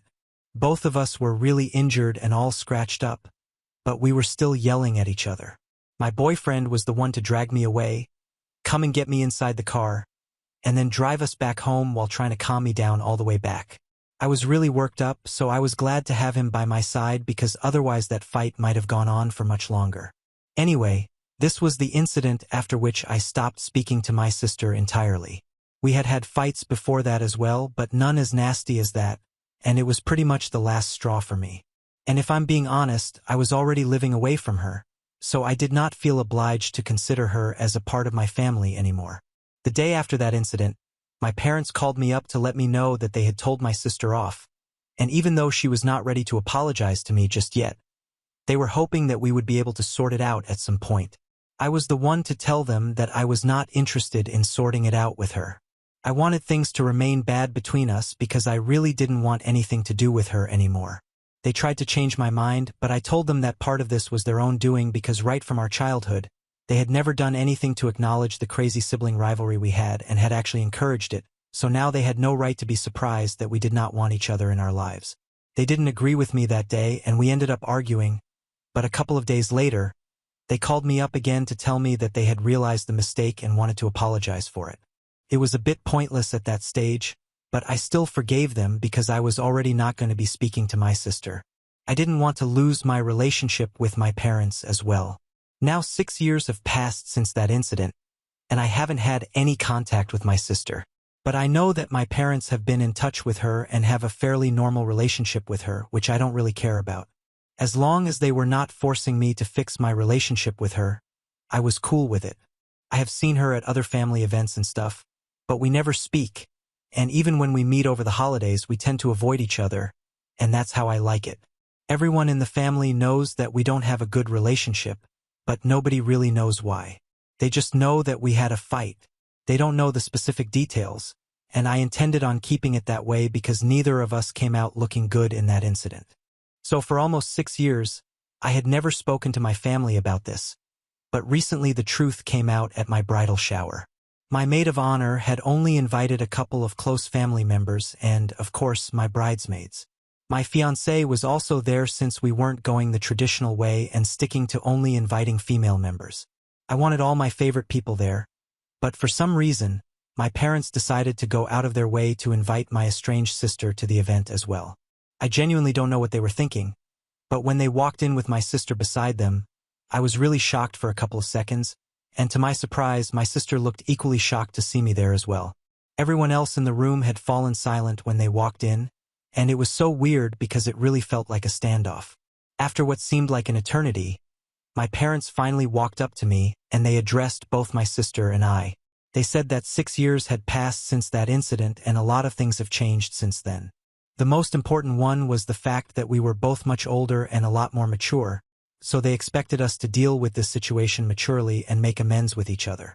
By the look on her face, it was clear that my parents had lied to my sister to bring her here, and before she could say anything, I told my parents that they had no right to do this on a day that was important for me, and I politely asked them to leave along with my sister.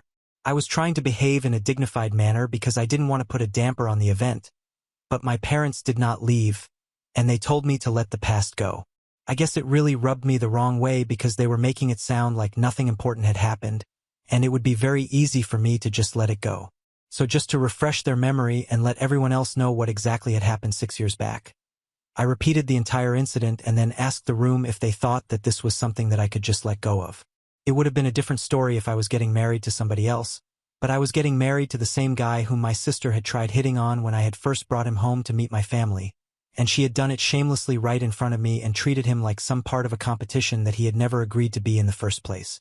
Most importantly, after doing all of that, she was the one who had attacked me first just because I had called her out on her behavior and said that she was a loser.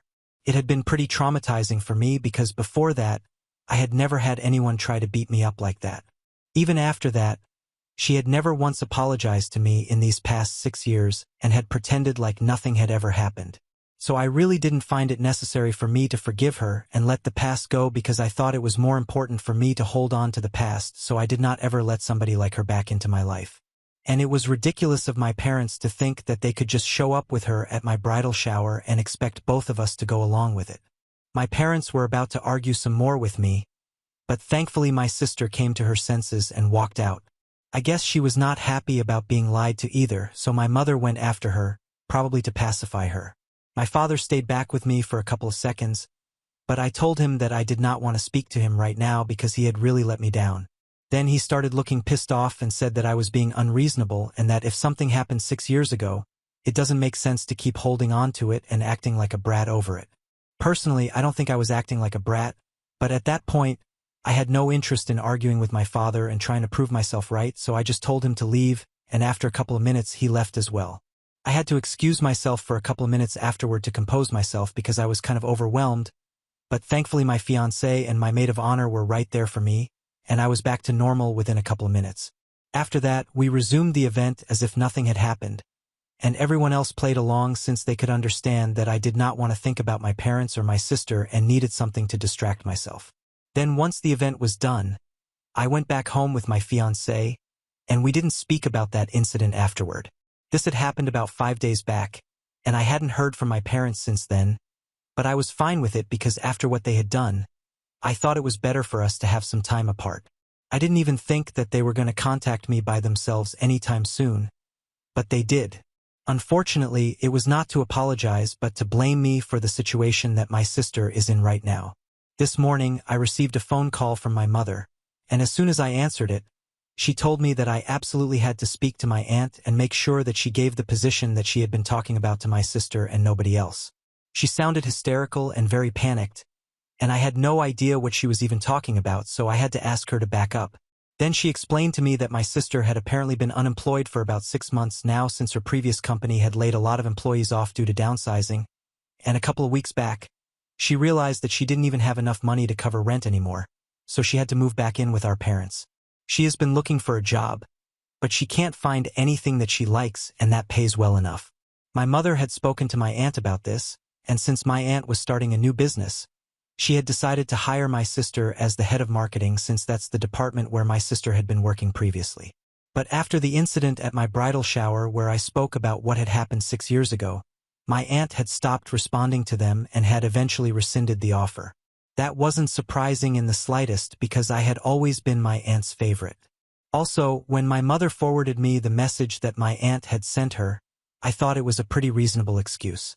She had said that from whatever she had gathered from the incident that I had narrated at the party, it was obvious that my sister had serious anger issues, and the fact that she hadn't even apologized for it, not even at the bridal shower, that did not sit right with my aunt and her behavior was just all off. There was a more qualified candidate for this position whom she had interviewed a few weeks back, but had decided to give the job to my sister because she was family. However, she has changed her mind now, and the job is going to go to the more qualified candidate.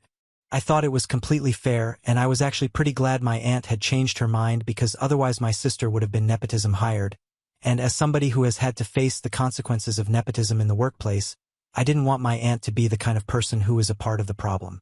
So when I read that message, I told my mother that I didn't think that I could do anything about it because it seemed like my aunt had found somebody who was actually fit for the job, and more than anything else, that was the reason that my sister was not being hired. I told her that I wouldn't be speaking to my aunt because this was her professional life, and I didn't want to overstep my boundaries. But my mother started losing her mind and began to yell at me, accusing me of sabotaging my sister on purpose by ruining her reputation and image in front of our family. She told me that, on the day of my bridal shower, I had absolutely no need to talk about the incident that had taken place all those years ago. Since I hadn't spoken about it for so long, I could have just kept it a secret, but she said that I actively wanted to portray my sister as unstable and evil, and that's why I had narrated that incident so I could seek sympathy from the rest of the family and make myself look like the good guy, even though it was me who had instigated that fight by calling my sister a loser, especially when I knew that it would hit her where it hurts. Just for the record, while I was narrating the incident, I had mentioned the fact that I was the one who had called her a loser, after which she attacked me, so it wasn't like I was hiding anything. But even then, I don't think calling her names was something that justified how she got physical, and for my mother to claim that I had talked about that incident on purpose to ruin her image was simply just unfair. So I hung up, and I blocked my parents.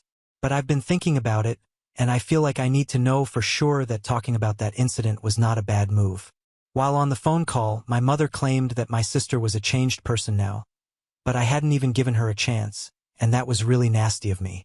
So, am I the jerk for talking about an incident where my sister had attacked me 6 years back, which led to her losing out on a job offer? Date 1. Hello, Reddit. Before I get into what happened after I made my original post, I just want to thank everyone who took time from their day to comment on my post. Thank you for all the advice and the kind comments. It really means a lot to me. Now coming to what happened after I blocked my parents. My sister obviously has been blocked for the past 6 years, so she couldn't contact me, and now neither could my parents. With no other way left to contact me, they decided to visit me.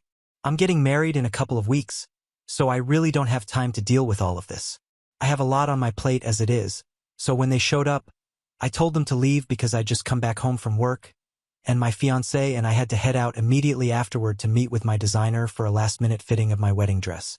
So they had just shown up at the wrong time, and we were about to leave, but we couldn't even get out of the house as long as they were standing outside the door because I knew that they would find a way to keep me talking to them and annoy me. I even threatened to call the cops on them, but that did not get them to leave either. And honestly, I didn't want to call the cops because I felt like that would be a little too much, and I didn't want to be one of those people who called the cops for every little thing. So after speaking to my fiancé, we quickly decided to let them in, talk to them, and get to know what they wanted, and then we could be on our way. Once we had decided that, we opened the door, invited them in, and told them to make it quick because we had places to be. Thankfully, my parents came straight to the point and told me that because of what I had done at my bridal shower, my aunt had rescinded her offer to hire my sister, and since this was technically my fault, I had to be the one to speak to her and make sure that she got a job one way or the other. It was just the same argument again, and I didn't want to keep talking in circles, so I told them that I had already discussed this with my mother on the phone, and I had told her that I couldn't do anything about this. So showing up at my house to talk about it once more seemed kind of pointless, especially when I was getting married in a couple of weeks, and they knew that I was really busy. Then my sister interrupted and said that talking about the job offer was not the only purpose of the visit, and it kind of surprised me because that was the first time we had actually spoken to each other in 6 years. Anyway, she continued speaking and told me that the real reason that they were here was because of her. She felt like she really owed me an apology. I honestly don't even know what to tell you guys because I'm still not sure about what I felt at that moment. I was very doubtful of her intentions because I obviously don't trust her, so I decided to be very straightforward with her, and I asked her if she was only here to apologize because she thought that I would be able to help her get the job, or if she genuinely wanted to apologize to me. Because if she was only here to apologize because she thought I could get her the job, then there was no need for her to waste her breath because it would not be possible for me. She was a bit surprised by how cutthroat I was but managed to tell me that it was only our parents who were here to talk about the job, but she had actually come all the way here to apologize. When I looked at my parents, even they seemed surprised, so this was clearly not something that they had discussed. But my sister did not seem to care about it. She told me that she didn't even care about the job, and she was only here to tell me that she had thought about her behavior towards me for a really long time over these past 6 years, and she always found some excuse to not apologize to me. But after the bridal shower, she could no longer run away from the truth that she had in fact treated me really badly. I could tell by her behavior and tone that she was serious, and both my fiancé and I are still struggling to process it. She told me that right from her childhood, she felt like she had to merit everything, and that made her very resentful of me. She realized that she had spent her entire childhood and teenage years competing with me for absolutely no reason because in the real world, it didn't even matter, and nobody seemed to care. And she regretted all of it because she could have just as easily been friends with me since I had tried to be her friend several times. But she had been the one who rebuffed me because she always saw me as competition. It was insane to hear her say all of that because that's exactly how I had felt, and I don't want to say it, but I kind of started tearing up when she was sharing that experience. Then she addressed my fiancé and told him that she was also really apologetic for how she had behaved with him the first and last time that they had interacted. She got so caught up in trying to beat me that she didn't even realize what kind of a disgusting person she had become, and this apology was long overdue. After she was done talking, she didn't even wait for us to say anything and just said that it was not necessary for us to forgive her. She just wanted to get it out of her system, and now that she was going to let us be on our way.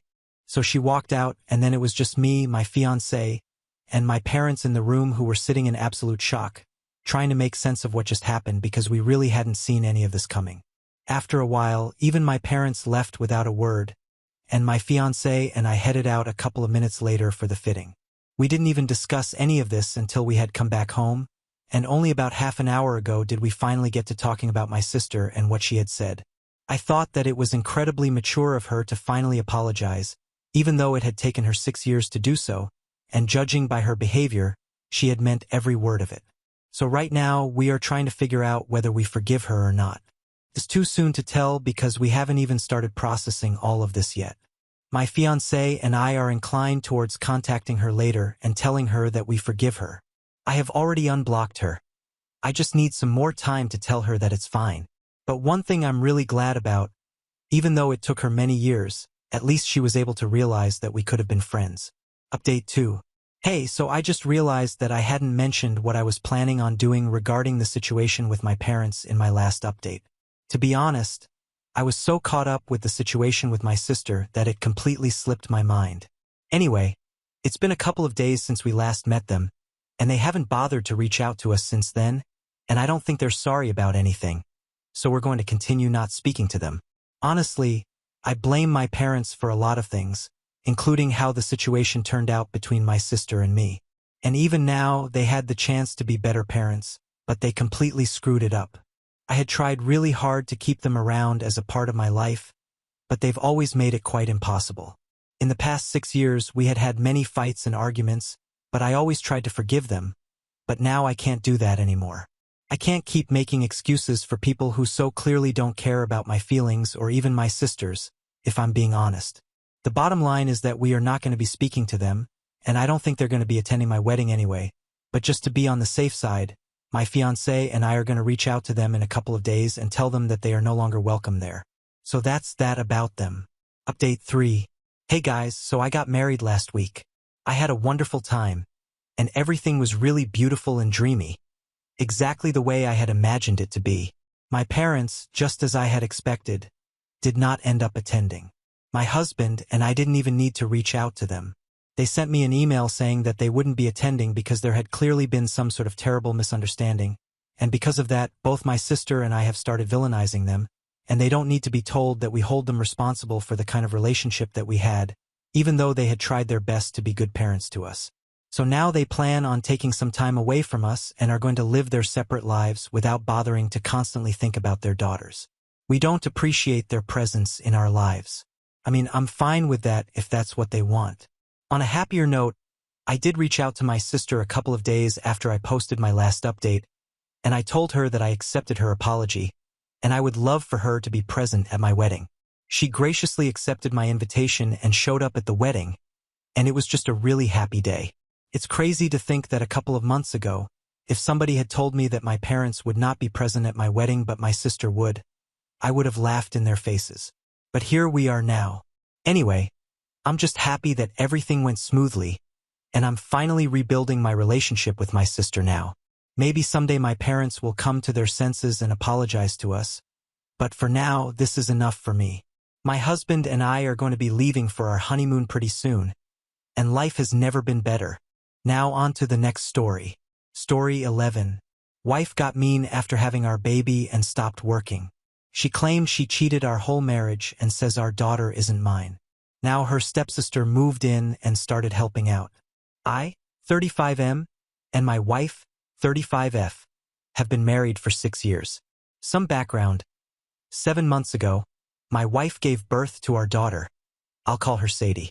Ever since my wife gave birth, she has been getting increasingly rude and refuses to do any work around the house and says she's still healing from giving birth, even though she always goes out with her friends. 3 months ago, my wife's stepsister, Hannah, 25F, called my wife and asked her if she could temporarily move in with us.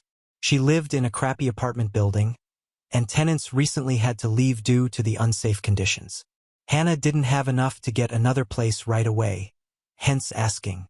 My wife seemed very eager to let Hannah move in, despite always claiming they never get along. They came to the agreement that she would help with Sadie in exchange for staying with us rent-free, so she could save up for a deposit on a proper apartment. Everything was fine at first. Hannah has ADHD and took a week to adjust to living with us. During the week, she did all the chores my wife has been neglecting without us asking her to.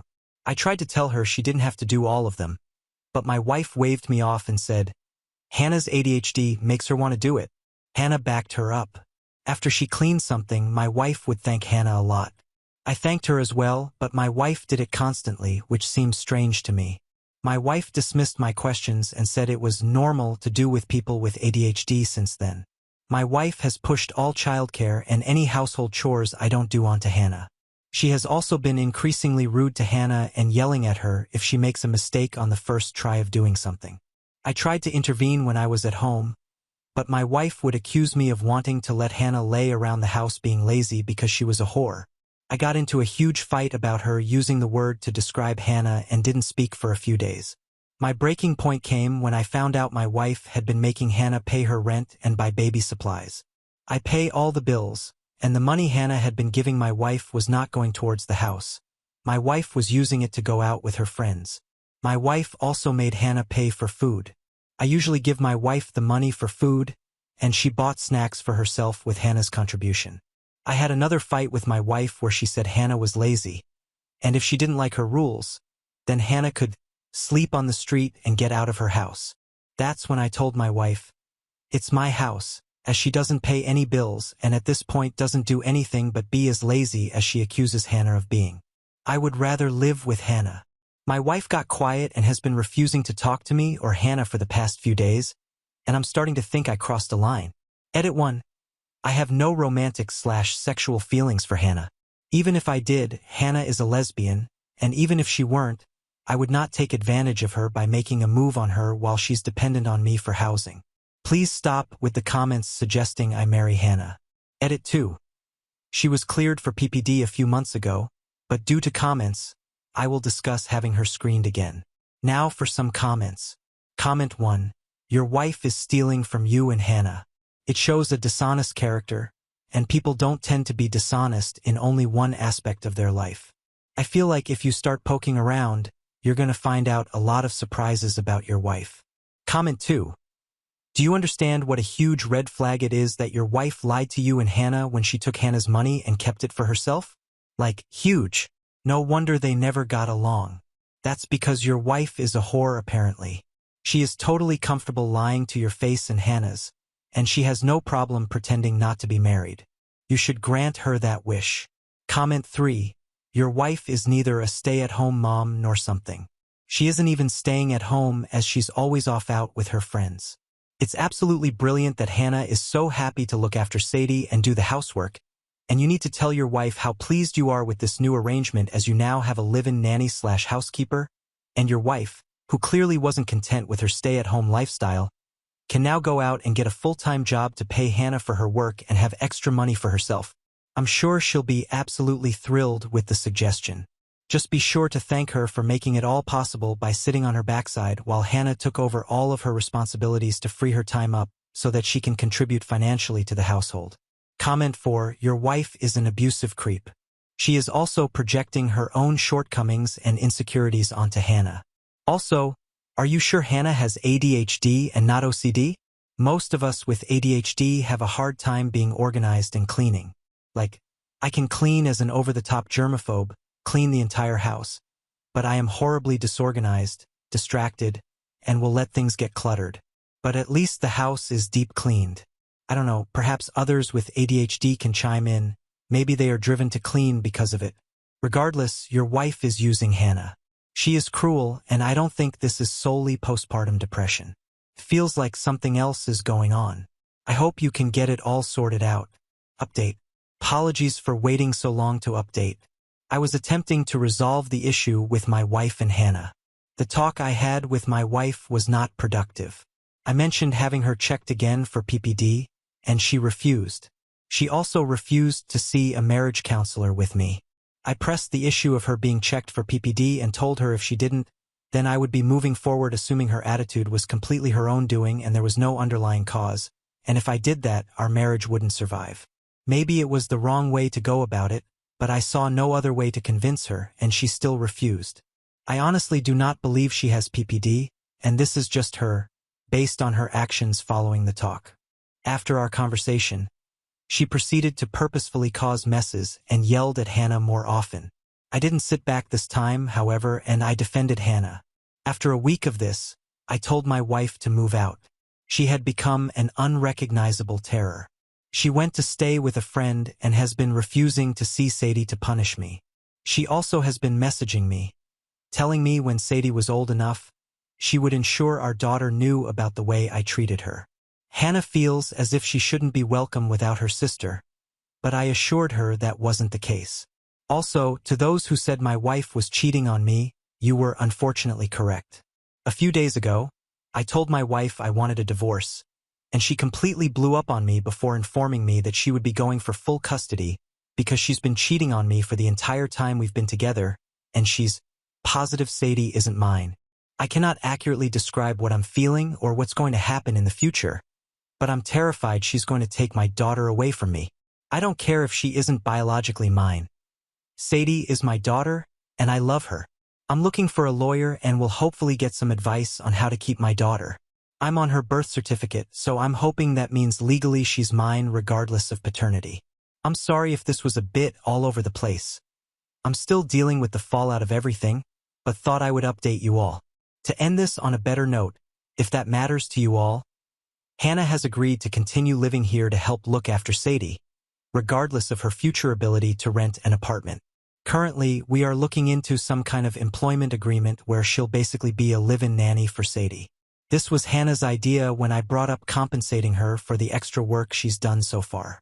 I don't think I'll update again, so this is it as far as I'm aware. Now on to the next story. Story 12. I loved her so much, yet she wanted divorce and half of everything I owned. They say you never forget your first love, mainly because of the fact that they are the first love of your life and all, but mine was not this, or such was not the case for me.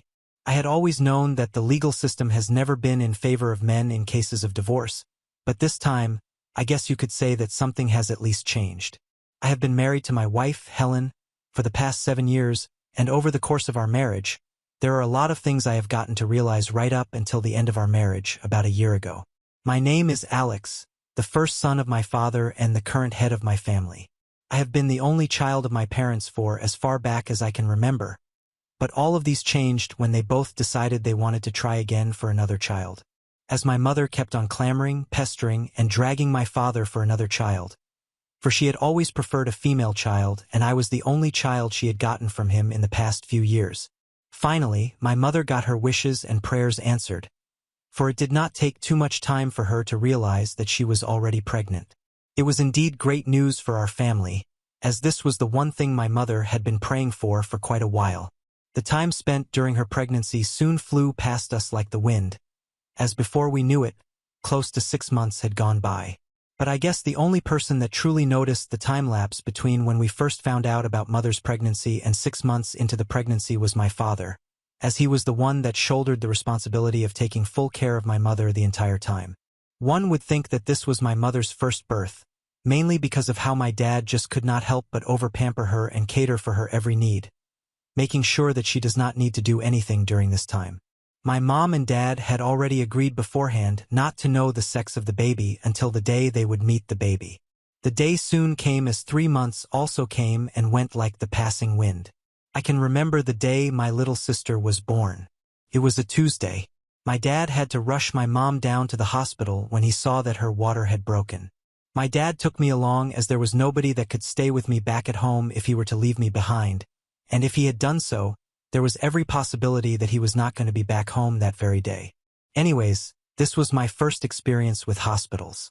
I was not comfortable with the entire environment, but I had to bear with it as this was the birth of my little sibling at the time, and I could not miss it for anything at all in the world. My younger sister came into this world at 11:31 that very day, which was on the 21st of November.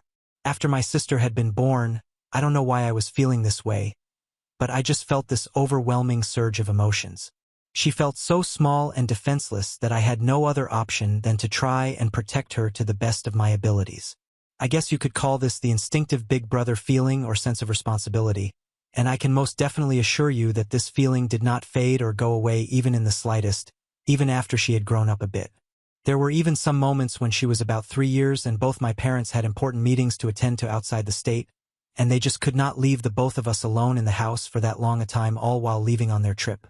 And so, they decided to hire a babysitter to take care of us for the main time while they were gone, and also a house sitter to take care of the house too. I had no knowledge of this at the time right up until the very day before they were planning on leaving, when I asked them when they were planning on leaving and when they had planned on coming back. They just told me not to worry as they had already made preparations as to our care while they were gone. And when they said that they were going to hire both a babysitter and a caretaker for the house, I just openly suggested that they leave the care of my sister to me, as I felt I was capable enough to take care of myself alongside my sister. I made sure to assure both my parents that I was capable enough to take care of myself before taking care of my sister. This was not too hard, seeing as I was already way past the legal age of an adult and also old enough to assume responsibility. I tried to convince my parents the best way I could in order for me to be able to show them how responsible I can be for the future. After much convincing, they finally agreed to let me babysit my sister while they were gone, and on the condition that my grandmother, Helen, would occasionally visit and check up on us in their absence. I immediately agreed to this as I was ready to agree to any of their terms. To cut the long story short, I was put in charge of my little sister for the entire period my parents left the house. And as agreed, my grandmother Helen occasionally visited from time to time, all just to keep us company and check up on us for my parents and all. Before we knew it, the span or period of time that they had initially planned to leave for had gone by in a flash, and soon after, the pre-agreed upon date of return came and they came back home. What I wanted to bring out of this little side story of mine was the fact that I already have a little sister of my own, and I would do next to anything to protect and take care of her even in the absence of both my parents. Now this would bring us to the main aspect or focus of my story, which is the story of myself and now ex-wife Helen. And yes, I know what you might be thinking now. Yeah, my now ex-wife has the exact same name as my grandmother. And yes, that was one of the things about Helen that intrigued and caught my attention when I first met her. Helen's and my story go way back to when we first met each other back in high school. Helen was the leader of the school's debate team, and myself, on the other hand, was just a member of the school's debate team. I really was not interested in any extracurricular activity the school had to offer, but it was a compulsory activity that each and every student must partake in order to complete the required amount of credits and merits required to graduate. I just picked the debate team because we were promised that we were not going to be forced to do what we did not want to, and that they were just looking for students to fill up the total count of students required to keep a club active in the school. My friends and I went along with them and registered on the debate club, and we would occasionally go for meetings, but we would just stay in the back of the classroom since we had no intentions of being active on the group. However, one very day something interesting happened that really caught my eye. So ever since we had registered for the school's debate team, we had apparently never seen the club's leader or president until the day the team was preparing for an inter-school competition in our region, and the leader of the debate team had to be present so as to organize the entire affairs of the team and prepare them ahead of the upcoming competition at all. This proved to be quite an issue at the time, mainly because the debate team, which originally did not have enough members to keep them active in the eyes of the school, were a member short, and if they were not able to meet the number count, they had to drop out of the registration process. I overheard them discuss this while I was present in one of their meetings, and I had initially planned not to interfere as I was not even interested in anything they were doing in the club. But the moment I saw her, the leader and president of the club, Helen, I was awestruck. I just stood there as I stared at her. She was truly the embodiment of beauty itself. I could not believe that there was someone as beautiful as her in all my time in that school. I do not even know what got to my head, but at that very moment, I had all the motivation in the world to work, and then I just blurted out that I could fill in the empty slot that was available. The moment I said this, every single member of the team just turned over and looked at me. They were shocked by what I had just said. But Helen was even more in awe than the rest of her team, because apparently she had already had a preconceived idea of who I was, and my role is just to fill in among the members of the club. She took me aside as she asked me a series of questions, all educational-based, and then she began questioning me so as to know whether or not I had the experience and qualifications to do this. As I was answering all of her questions, I was just staring straight into her eyes because she had the most beautiful set of eyes. Hers had a light blue hue, almost royal blue, and then she was just the perfect height. She spoke beautifully, and lastly, she was the right amount of intelligent. Talking to her felt like a dream, one that I did not want to end, but before I knew it, she had signaled to me trying to tell me that she was done with the questions and that she thought I was ready to join the team, but she would like to drill me a bit so that I can get a better understanding of how they operated on the team. I just went with whatever it was that she had in mind. Long story short, she organized after-school tutorials at her place for every member of the team, and after about a month of practicing and preparations, the D-Day for the competition came. And to our school's greatest surprise, we placed first runner-up in the entire competition after winning our regionals and proceeding to the state's championship and then to the finals. This was like a dream come true for Helen, and seeing her so joyous really made me feel good and proud of myself. Throughout the entire time of the championship, Helen and myself got really close. So close, in fact, that we were almost intimate with each other the day we traveled for the finals. But as things got heated, she stopped me, saying that she wanted to really focus on the finals as she thought I would be a distraction at the time at all. I felt down, and I guess she noticed this. Then she tried to cheer me up by saying when we were done with the tournament, she would say yes to any question I had to ask her. I knew that this was her way of indirectly asking me when I had planned to ask her to be my girlfriend, that her answer would be yes. That was the mutual agreement we both came to, and this would not be affected by the outcome of our tournament. Although we were all down because we placed second in the entire country, knowing that you got silver when you could have gotten gold is a very painful experience. Anyways, after the tournament, Helen and I finally became official, and although we went through some rough patches, we were each other's perfect match. At some point, people soon began considering and saying things about how we would not last as a couple, but I guess we made them eat their words at our wedding a few years after we had graduated from college. Now here is where things start to get really interesting. Right after we were married, for about the next 3 years, we were really living the married life as young adults. We initially had not planned to have any kids as we were planning on enjoying our lives to the fullest and doing things we had always wanted to do, seeing as the both of us were already producing steady incomes for ourselves, and even if we wanted to retire, we had more than enough in both our separate and joint savings, and also our families were there for us too. And so, about 4 years into our marriage, we decided to take a break from everything and everybody, and then we just went on vacations. Vacations that ranged from beaches around the world to just notable and tourist-friendly places in the world. In our 5th year of marriage, we finally decided to come back home, settle down, and finally have a family of our own, as Helen had told me that she was ready for one now. Right before our 6th year anniversary as husband and wife, and about 9 years of being couples, we found out that she was pregnant and we were expecting a baby girl. This was really good news for the both of us and also for our families, and this was the turning point of our relationship, I guess, because at this point she absolutely changed.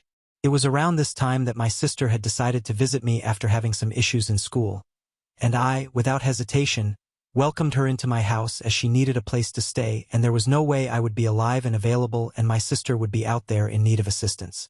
And as I invited my sister in, Helen had a problem with it as she tried to go against the fact that I brought my sister into the house without her consent and knowledge. I thought this was out of her, seeing as she was my immediate and only younger sister in all. She tried to go against my decision by saying she did not want her in the house, and I told her that I could not let my sister stay elsewhere when we had some free rooms available in the house.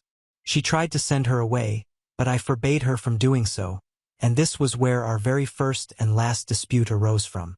When I told her that she had no right to send my sister away, and that I was sorry I did not tell her earlier on that she was coming because this was an emergency. In all, she just went silent and did not say another word. Things had gotten so heated between the both of us that I had to leave her for the evening, and then what happened the next morning really shocked me. As I was ready to apologize and compromise, I found out that she had left the house out of annoyance and she had booked a flight out of the country. She said she did not want to have anything to do with me again, as I had already made my decision by choosing my sister's side and undermining her view. Also, she took all the money we had in both our joint accounts and she left me with basically nothing. I did not even know how to feel at the time. I was surprised she could do something like this, but I was even more surprised that she took everything we both had and left, taking my unborn 8-month-old baby girl. I was broken for the next 3 weeks as I did not eat anything at all for days, only until when my sister forced me to. And after a while, she came with good news that she had found a lawyer to help us out with my case. I was reluctant at first until I saw a letter from Helen filing for divorce and requesting for more than half of everything I had left. She was basically determined to take everything I owned. This was where I knew there was no going back again. I spoke with the lawyer my sister introduced to me, and we also filed our case after giving him the entire details of our case and how she left with next to everything we both owned. My lawyer told me not to worry as he had handled cases like this and this was a really minor one. I just sat back and watched him work his magic. After endless court sessions, apparently the court ruled in her favor of divorce in her case and we were officially divorced. But seeing as she had more assets than I did, she was the one charged with remitting half to me. And as for my case, the court ruled that she was to reimburse me back the entire money she took from the joint accounts and she was to serve about 1.5 years of jail time, which was after she had given birth to my baby girl. And she was also to hand over the baby to me right after birth as the court had judged that she would not be the perfect person to be in charge of handling the baby while court passed its final verdict. Although I still loved her, the look she had in her eyes meant that I had gotten back at her for what she had done to me, and I was glad. Now on to the next story. Story 13. I babysat all my grandkids but refused to keep watching my stepdaughter's baby after her boyfriend called me unsafe, made me sign rules, and was super rude for months. I did a work program with the local clerk of court's office when I was in high school. They hired me when I graduated, and I had my 30 service years before I turned 50. With 30 service years, you can get your full pension at any age. I worked until my first grandchild was born. Then I retired to be grandma daycare. I have 5 grands, 8 male for my stepson, 7 male for my son, 5 female and 18-month male for my daughter. I babysat all of them with no issues or complaints. I still keep the 18-month-old Monday to Friday and the older ones summer and school holidays. My stepdaughter and her boyfriend have been non-stop drama since before the baby was born. When she was 10 weeks pregnant, they presented a 3-page list of rules for when I was babysitting. They said if I didn't sign it, they wouldn't allow me to babysit. I said that I understood their need to do what was best for their baby, and I assured them that there would be no hurt feelings on my end when they made other child care arrangements. Some of the rules were almost understandable, but most were downright ridiculous, and none of it was going to work for me. I don't remember them all, but some examples are: I can't take the baby anywhere without their permission. I can't watch more than one additional child while babysitting. I can't cook. I had to provide the full name, DOB, and address of any potential visitors ahead of time for their approval of the person being around their child. They have to know any time I have a guest over and know who it is and how long they stay. My 9-year-old cat would have to be kept out of rooms where the baby would be, even when the baby wasn't there. I couldn't get another pet without their agreement.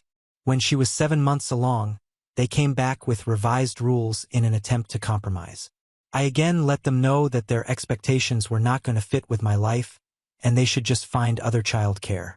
2 days after my stepdaughter went back to work, she called and asked if I could keep Cullen the next day. I agreed, but made it clear that I was going to provide safe, appropriate care according to my judgment, and I wasn't going to deal with complaints or whatever that I was violating their rules because I wanted it very clear that I was not agreeing to any of that. My stepdaughter was okay on the day she picked Cullen up and dropped him off. I felt like she was interrogating me every time she picked him up, but it was tolerable. But her boyfriend was downright rude. I got to the point where I actually spent Sunday dreading the start of the week because of dealing with both of them, but especially his behavior. At minimum, he'd pick up Cullen, make a big deal of partially undressing him, make at least one snide comment about my cat or if I had any grandchild over besides the 18-month-old, or if I had cooked or whatever. Then he'd say, "I guess we don't have any choice but to put up with this for now." Or, "I guess you are happy that you won." This went on for 4 months.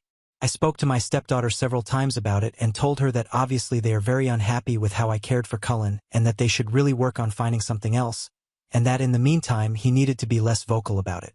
It would get better for a day or two, and then he'd start again. It all came to a head as Thanksgiving was approaching. He was very verbal about the fact that he didn't want me to keep all my grandchildren over the break. I made it very clear that there would be a couple of days that I had all of them and that they needed to make other arrangements if they had a problem. They didn't make other arrangements, and when he picked Cullen up on the first day that I had all my grands, he was very rude, and although nothing happened and everyone was happy, clean, and fed and had a great day, he said to Cullen that he was sorry that they had no choice except to leave him in an unsafe situation to be neglected. I called my stepdaughter that night, relayed to her what was said, and told her that she had 2 weeks to make other arrangements and that she needed to drop off and pick up Cullen during those 2 weeks, and if her boyfriend came to drop him off, I would refuse to keep him, and if he picked him up, I would not keep him again. So things were better only dealing with her. At some point, she asked me if I would keep him until January because they found someone but he couldn't start until then. I agreed. She picked Cullen up and dropped him off. Everything was fine. New Year's Day, several people sent me a screenshot of a post her boyfriend made on social media about how thankful he was that they were finally able to leave Cullen without worrying about his safety or him being neglected. He didn't outright name me or accuse me of anything specific, but anyone who knows us knows I was keeping him, and the post implied plenty. I was just happy that it was over. Friday, she called me and said that their new child care provider had told her that Cullen wasn't a good fit and that she couldn't bring him back Monday. She asked if I would start keeping him again. I told her that I was sorry for their situation, but I really don't feel comfortable keeping him. My husband and stepson both think I should watch Cullen under the agreement that Amanda drop him off and pick him up because they think her boyfriend is the big problem and that I should just do it for Cullen's sake. My stepson also commented that I'd probably be more willing to let it go if it had been a conflict with my daughter's husband. My pension is about $4,000 per month plus continuation of my health insurance. That's about 40% of our take-home income, if that matters. ITA for refusing to start watching Cullen again? Update, January 7th, 2025. First, let me just address the common suggestion that Amanda's boyfriend is purposely sabotaging their childcare to trap her at home. They make roughly the same amount of money and definitely can't afford to lose half their income. I seriously doubt he wants her to stay home. Second, I would never tell my stepson to find someone else to watch his child because of a simple difference of opinion. My grandson and I have a very close bond. He's the oldest, and it would break my heart and his if he didn't come spend his holidays and summers with me. Plus, he's a huge help with the little ones when I have them all and things get hectic.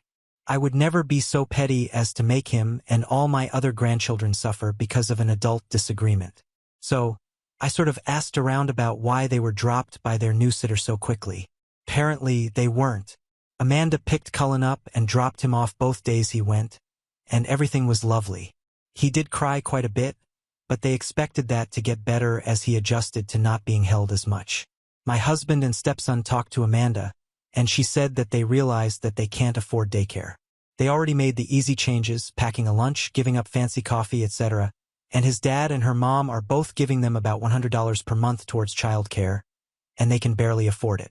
But they didn't realize that you have to send everything the baby needs. I buy diapers, wipes, formula, bottles, extra clothes, etc. They just hand me the baby. They didn't realize that daycare didn't cover all that. Also, imagine her boyfriend's surprise when he found out what the staffing rates are in this very expensive daycare. One adult cares for 5 infants. I guess he thought that someone would provide one-on-one care, diapers, wipes, and formula for $350 per week. My stepson relayed that almost an apology. They felt overwhelmed by an infant and couldn't imagine that someone else could manage that plus other things. Cullen is going back to daycare tomorrow. Cullen's dad is selling his dirt bike, and Amanda is selling some designer clothes, handbags, and shoes to cover the cost. It'll get easier for them in 6 months when he transfers to the 1-year-old class, which is a little cheaper. Now on to the next story. Story 14. Rich stepdad gave us everything after years of poverty and treated us like his own kids. But mom cheated on him with his best friend, and we lost it all. Found her dead 2 weeks ago. I am a 16-year-old male.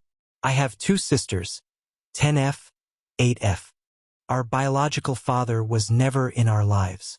He left my mom when she was pregnant with me, came back 6 years later and said he wanted to make amends and that we could be a happy family.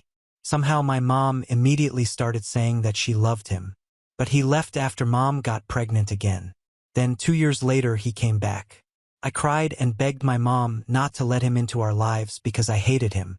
Well, he said the same thing. My mom also said she loved him, and then he left after she got pregnant again. My mom was a waitress, so the 4 of us lived in a small 1-bedroom apartment. I was essentially another parent to my sisters because mom was always working. Sometimes we wouldn't eat breakfast or dinner because we couldn't afford it. Other times I did not eat anything so that my sisters could eat. My mom met another man, 45M, a year after my youngest sister was born. He is a really good man. His wife and daughter had died in an accident a long time ago when he was in his 20s. He met my mom when he was ready to date again. He is a really good man and treated us like his own children, and I consider him my father. He was very wealthy and owned multiple businesses. We eventually moved into his huge mansion-like house. I also had a better school there. We 3 siblings got our own rooms and I got better clothes, played video games for the first time in my life, and a bunch of other things. He taught me things, helped me catch up in school because I could not do well in the previous school. He spent a lot of time with the 3 of us. My sisters eventually started calling him Dad. I followed shortly after. I remember him crying, hugging us, and telling he loved us when we called him Dad for the first time. They eventually got married, and Dad asked me to be one of his groomsmen, and of course I said yes while my sisters were my mom's bridesmaids. Mom stayed at home to take care of us. As far as I know, they were very happy together. They went on dates at least once in 2 weeks, kissed each other frequently, and always told each other that they loved each other. He also knew about mom's past and realized she had issues and got her into counseling. I was really happy that my mom had finally found someone who treated her well. I was also very happy for myself and my siblings and really loved him. He also said that he would pay for college for the 3 of us. My dream is to become a doctor, and I never thought it would be possible because it was so expensive, so I was so freaking happy. Mom also told me she was very lucky to have found him and that she loves him and is very grateful of how he has made her and our lives better. Well, last year July, Dad discovered that my mom was having an affair with his best friend, who was also the best man at their wedding. Apparently, the affair was going on for a long time. I do not know exactly how long. Mom cried and begged him to give her another chance. He didn't, understandably. He let us keep all the new things such as clothes for me and toys for my sisters. When I went to him crying and asking him why he was leaving us, he just hugged me and told me about Mom's affair.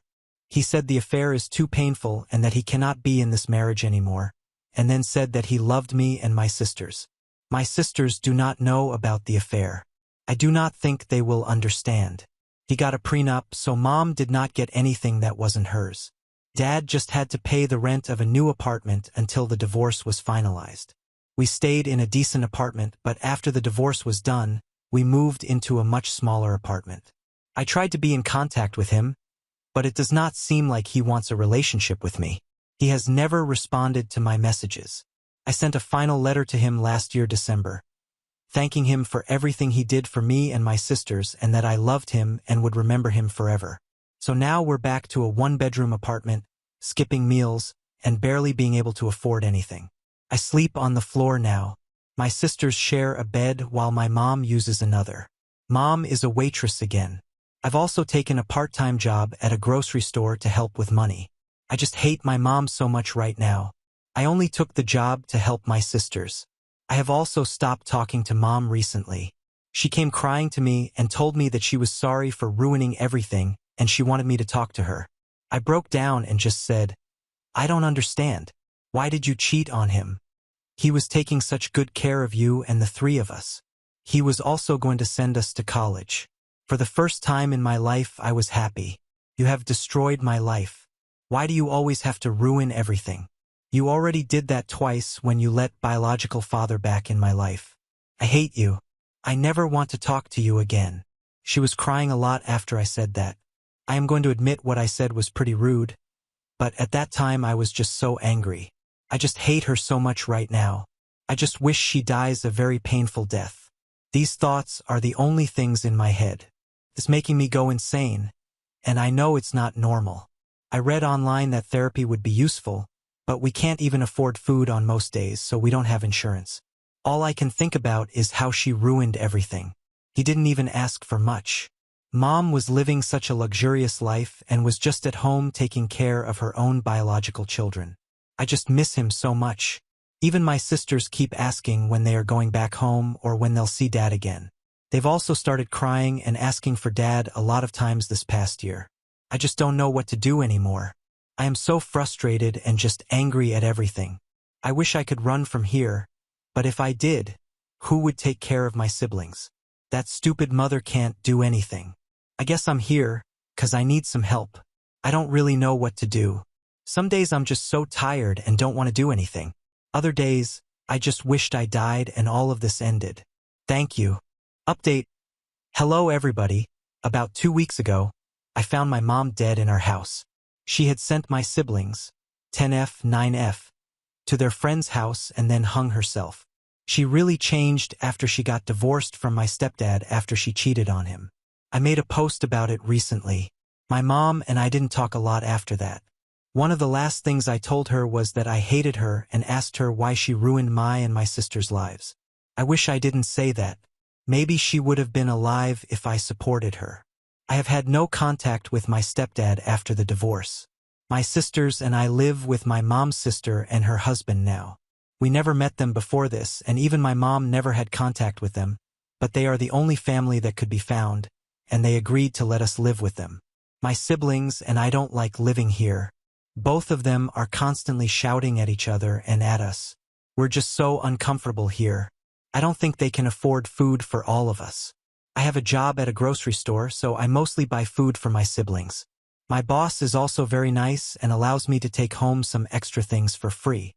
I really miss my mom. My sisters are also always crying for her. She had her flaws, but I still love her. She's my mom. The last thing I told her was that I hated her. I just wish that I told her that I love her and supported and helped her. Then she would have been alive today. What I told her tipped her over the edge. I can't do any of this anymore. I just don't know anything anymore. Now on to the next story. Story 15. Dad had been lonely since Mom passed away 4 years ago, and during dinner he revealed he's been sleeping with my fiancée for months. Now they're dating each other after losing all their friends. My mom died 4 years ago from cancer, and my fiancé and I used to go to his place for dinner. Nothing unusual about that. He was lonely, but lately his mood had improved, and I was about to find out why. So yeah, my dad invited us over to dinner, and then after dinner they told me they needed to talk to me, which was odd. To her dad, "We needed to tell you something." Turns out they have had a sexual relationship for over 3 months, and me being a dumbass asked how many times.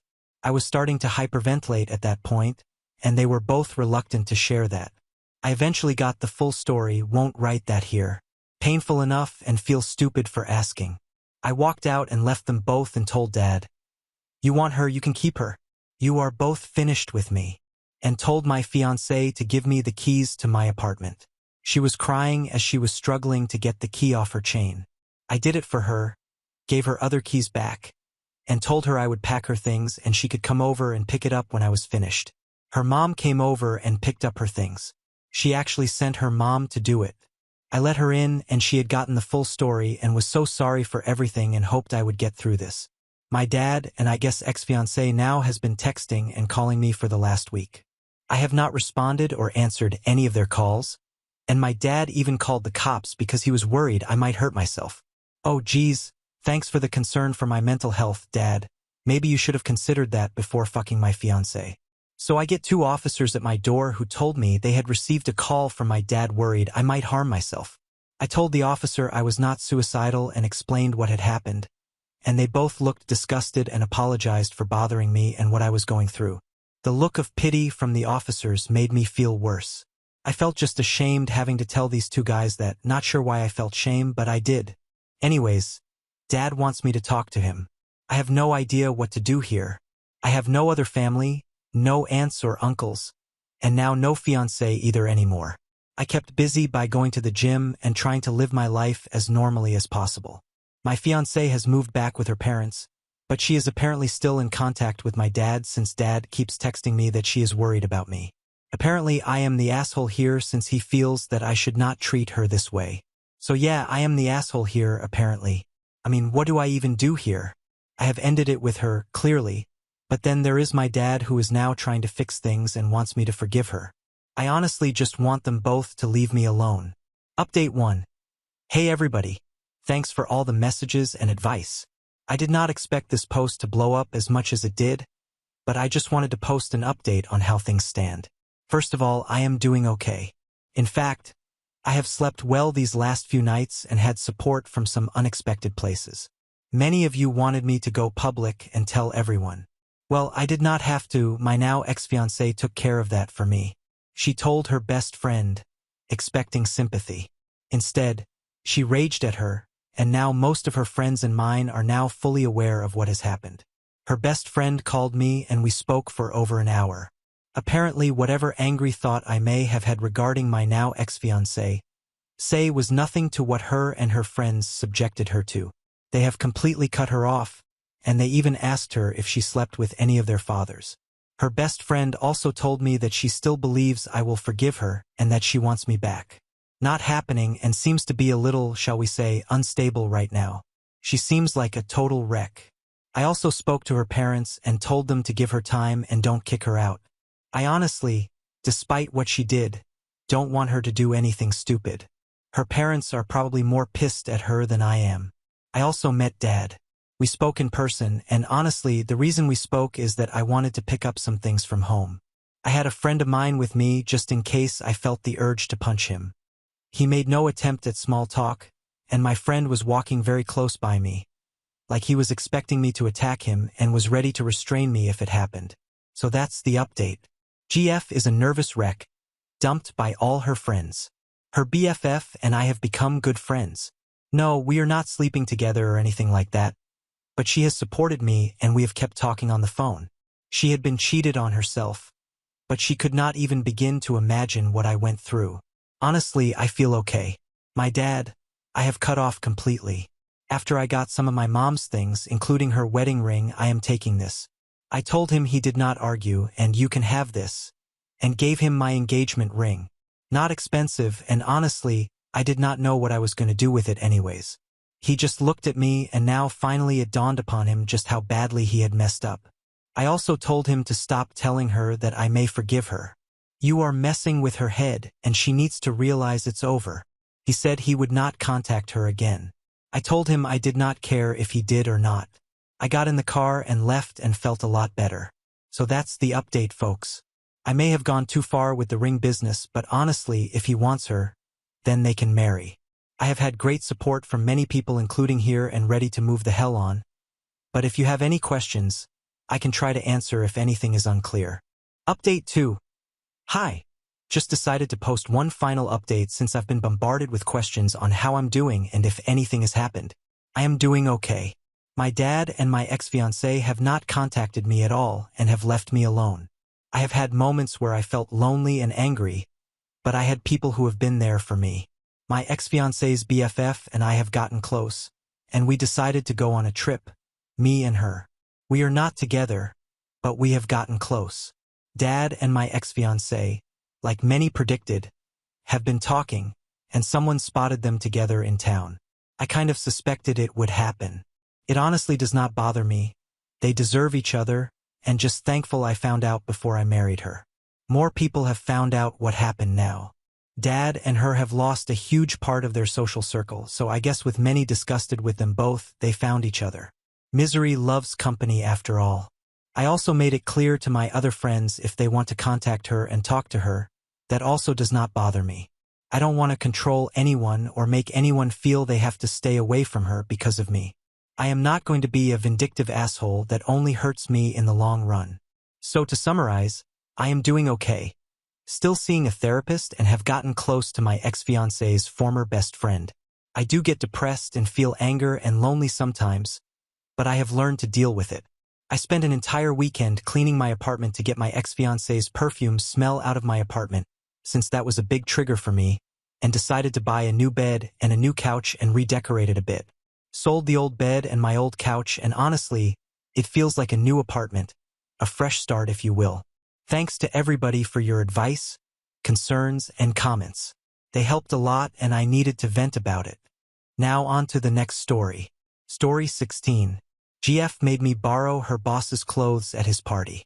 She said he was just a friend until I had to watch her tuck him into bed while he was in his underwear. I am a PhD student who has been dating an executive assistant for 5 months. It's going well, we have a lot of fun. We're both crazy busy. So frequently our dates are Chinese food and Redbox movies. But it's all good. She goes to a lot of events with her boss, business dinners and charities, and basically anything where he's too lazy to bring a notepad and makes her give up her finite free time to accompany him. I get invited to some, partially due to my desire to actually see my GF and due to school and work. Went to the first last weekend at dinner at his house, a casual business mixer type deal. I was underdressed. My definition of business casual was navy slacks and a button-up. By the time I showed up, a little late admittedly, it was too late to stop by my place and fix this. Oh well, I'm confident, I don't care. But she seems to and is slightly irritated. We get there, and I meet her boss, who's kinda smug and a bit of an ass, but seems nice enough. Right away, she asks, "Rob, do you mind if Cohen borrows a tie and jacket?" I didn't relay the dress code. He says, "That's unlike you, but sure. The jacket will be too big in the shoulders, but go ahead." She leads me up to the guy's bedroom and goes right into his closet and grabs some stuff. That night, everyone basically ignored me. She didn't seem to notice. She was too busy backing up everything this guy said and mingling with coworkers. She apologized later, said she can get a bit obsessive about work. I understand, vowed to never go back, and that was that. Last night, I was over and using her computer for some assignments. Mine is down. I go to send myself an email of my work. Hers is up, and I figure whatever will work just as good until I noticed that the subject of one is your boyfriend. I open it. It's from the boss. "Boss, your boyfriend has my favorite tie. Procure it promptly. You would choose that one out of the 100 other ones. Wench.gf. It is already back in your closet. I can't help it, he looks nice in red. Tongue emoji. What did you think of him anyways? Prove. Boss, he looked like a little kid playing dress up in my clothes. But in all seriousness, he is a little kid. He's still in school and in an immature place. He's not husband material. You want kids and a house in a couple of years. Date someone who can give you that. Date AMAN.gf. Thanks for being honest. I value your opinion. Husbands aren't exactly growing on trees, though. That was the last. I left soon after and haven't talked to her about it. I feel completely disrespected. At the same time, I read her email, which is a no-no. How should I approach this? Update 1. I followed some of the advice and told her how I stumbled across it and all that jazz. She was upset I read her work emails but understood why I wasn't happy with what I saw. She explained that her boss is more than a boss. He's also a friend, and collectively they've been through a lot together. That in the 3 years they've worked together, they've each lost a parent, her father was estranged from her family, and none of her siblings would go with her to the funeral, but he volunteered and helped her handle it, and have climbed the corporate ladder together. She explained that it was private, the same as me asking my friend on FB what they thought of her and her reading it. So I'm a little uncomfortable with it and their closeness in general. I also told her it irritated me that she didn't specify business casual meant in her world. She said that a button-up would have been fine, but I wore a plaid one, a nice plaid button-up, not lumberjack. and that was too casual. She also told me she was mad at me for being late, that it's important to Rob that when he hosts, she is early, and on time is late and late is very late. We didn't deal with the big issues, babies and marriage, because it's just too damn soon and went on our way being happy this week. Until last night around 2 a.m. boss calls and says he's sick. She needs to check up on him, blah blah. She is about to leave. I express my discomfort, and she reluctantly invites me, tells me to keep clear of him and just wait. It shouldn't be long, and she'll use my presence to avoid staying long. We get there and he's in the front room. Can't avoid him seeing me. He's in his underwear, which I'm not happy about, and is obviously fairly sick and furious about being sick. GF is ridiculously tender with him, rubbing his hair and telling him how they can readjust most of his meetings except for one, and they'll make it a phone meeting. They'll work from home tomorrow.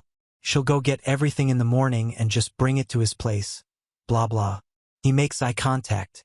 I'm hovering as close to the door as I can, feeling for all the world like I'm the interloper, and almost looks smug at me. I swear to God he did. Then he asks if they can have wonton soup for lunch and fortune cookies, like usual. She says, of course, and then brings him to his room and fucking tucks him in. I assume after giving him some medicine. We leave and get into it. That's just too close for me. She needs to draw lines if she wants to keep dating me. She accuses me of just being jealous and uncomfortable, says Rob has never made a pass at her and never will. Fight gets a little ugly, and insults fly.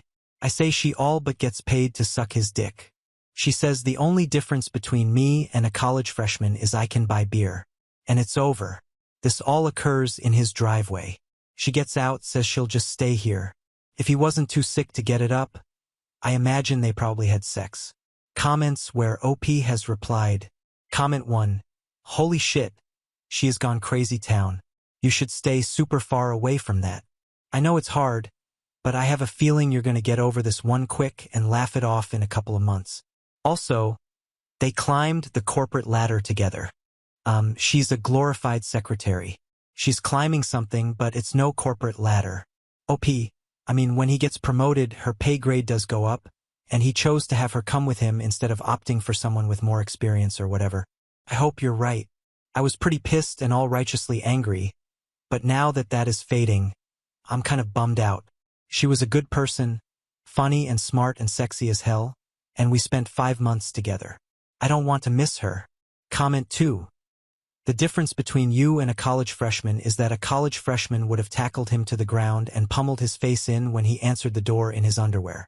OP. I didn't realize he was just in underwear at first, and by then I could tell he was very sick, couldn't keep down water, etc., and less inclined to be aggressive. She has a key and he was on the couch using a throw blanket thing. Update 2. Well, I've been drowning my sorrows in Newcastles and biographies when I got a text from my ex-girlfriend. I obviously hoped she was begging for forgiveness and pleading me to come back to her, both because I missed her and I wanted to turn her down. I'm a complicated fool of a man. She was not. I wanted to let you know I'm sorry for what I said. Once you compared my entire career to that of a prostitute, I lost my temper and said a lot of things I regret. I hate to end on a bad note because we were both hurt and lashed out. I also wanted to let you know you were right about Rob, just because I would want to know if I were you and you deserve to know you weren't crazy. I didn't think he felt the same way, and I resigned myself to trying to love someone else. I didn't do a good job. How could I when he was constantly there? But then it turns out he's felt the same way all along. He just didn't think he could cross the line. It had to be me because Rob felt as my superior there was no appropriate way to confess his love. 2 years of us being stupid and stubborn, but we are finally together. We are hashing through it with HR now, and they're not giving us any problems. Sorry we put you in the middle of our personal games. I wish you all the best. So fuck. She is going to live happily ever after, never loved me and I wasted 5 months. Going to become a monk now. Reddit G2G. Fine. God. Edit. I don't want to do an update because there is no reason to do one, but I would like to just say that I don't begrudge her happiness or want her to catch on fire or anything like that. I'm a little bummed out that it ended this way because despite this, she was a fun girlfriend. We did a lot of fun stuff together, and she even reads, so we had a lot to talk about, and she is extremely smart. Honestly, she does a lot of her boss's work and gives great feedback. If it weren't for her fucked up family, she would have gone on to be an executive, not an assistant. But I'm not getting drunk or wasting away. I am just having a few cold ones and playing video games because I'm an introvert, and this is how I cheer myself up. Anyways, my point is, I'm not a hero and she isn't the villain. We never said we loved each other or anything. I saw it maybe going in that direction unless I end up teaching in Nebraska or something. I said a shitty thing to her and it all unraveled from there, and I did start the shit in that conversation. Now that it's done, I realize that I'm a little disappointed and a little bitter, but I don't hate her or want her to lose her job or get crabs. I just kind of want everyone to be happy and maybe to get laid this weekend. Not that we'll be friends, I just don't have time to hate her. Thanks for all the advice. Comments where OP has replied, comment. I don't know the whole story, but giving all those details is so very unnecessary. What a fuck move. It would have sufficed to say, your suspicions were right. I'm sorry I lied to you. I hope we can be friends. Instead of delving into the details of her romantic affairs with someone else while knowing she broke your heart. You shouldn't have compared her to a prostitute. Yeah, looking back, that's why we broke up that night. Not that we should have stayed together, because obviously it wasn't going to work out. But when you start a conversation with, you see, he basically pays you to suck his dick. Most people aren't willing to be constructive. And that's when she said shitty things and I said shitty things, and she decided she would rather not drive home with me and decided to stay there. And they talked and decided they were in love, or whatever the kids call it. So it was a pretty spiraled, fucked up night, and I was still angry when I wrote my last update, which might be a tad biased. We have reached the end. If you enjoyed this video, please be sure to like and subscribe to the channel for more videos like this, and give us your thoughts about the stories in the comments section. Thank you and see you in the next video.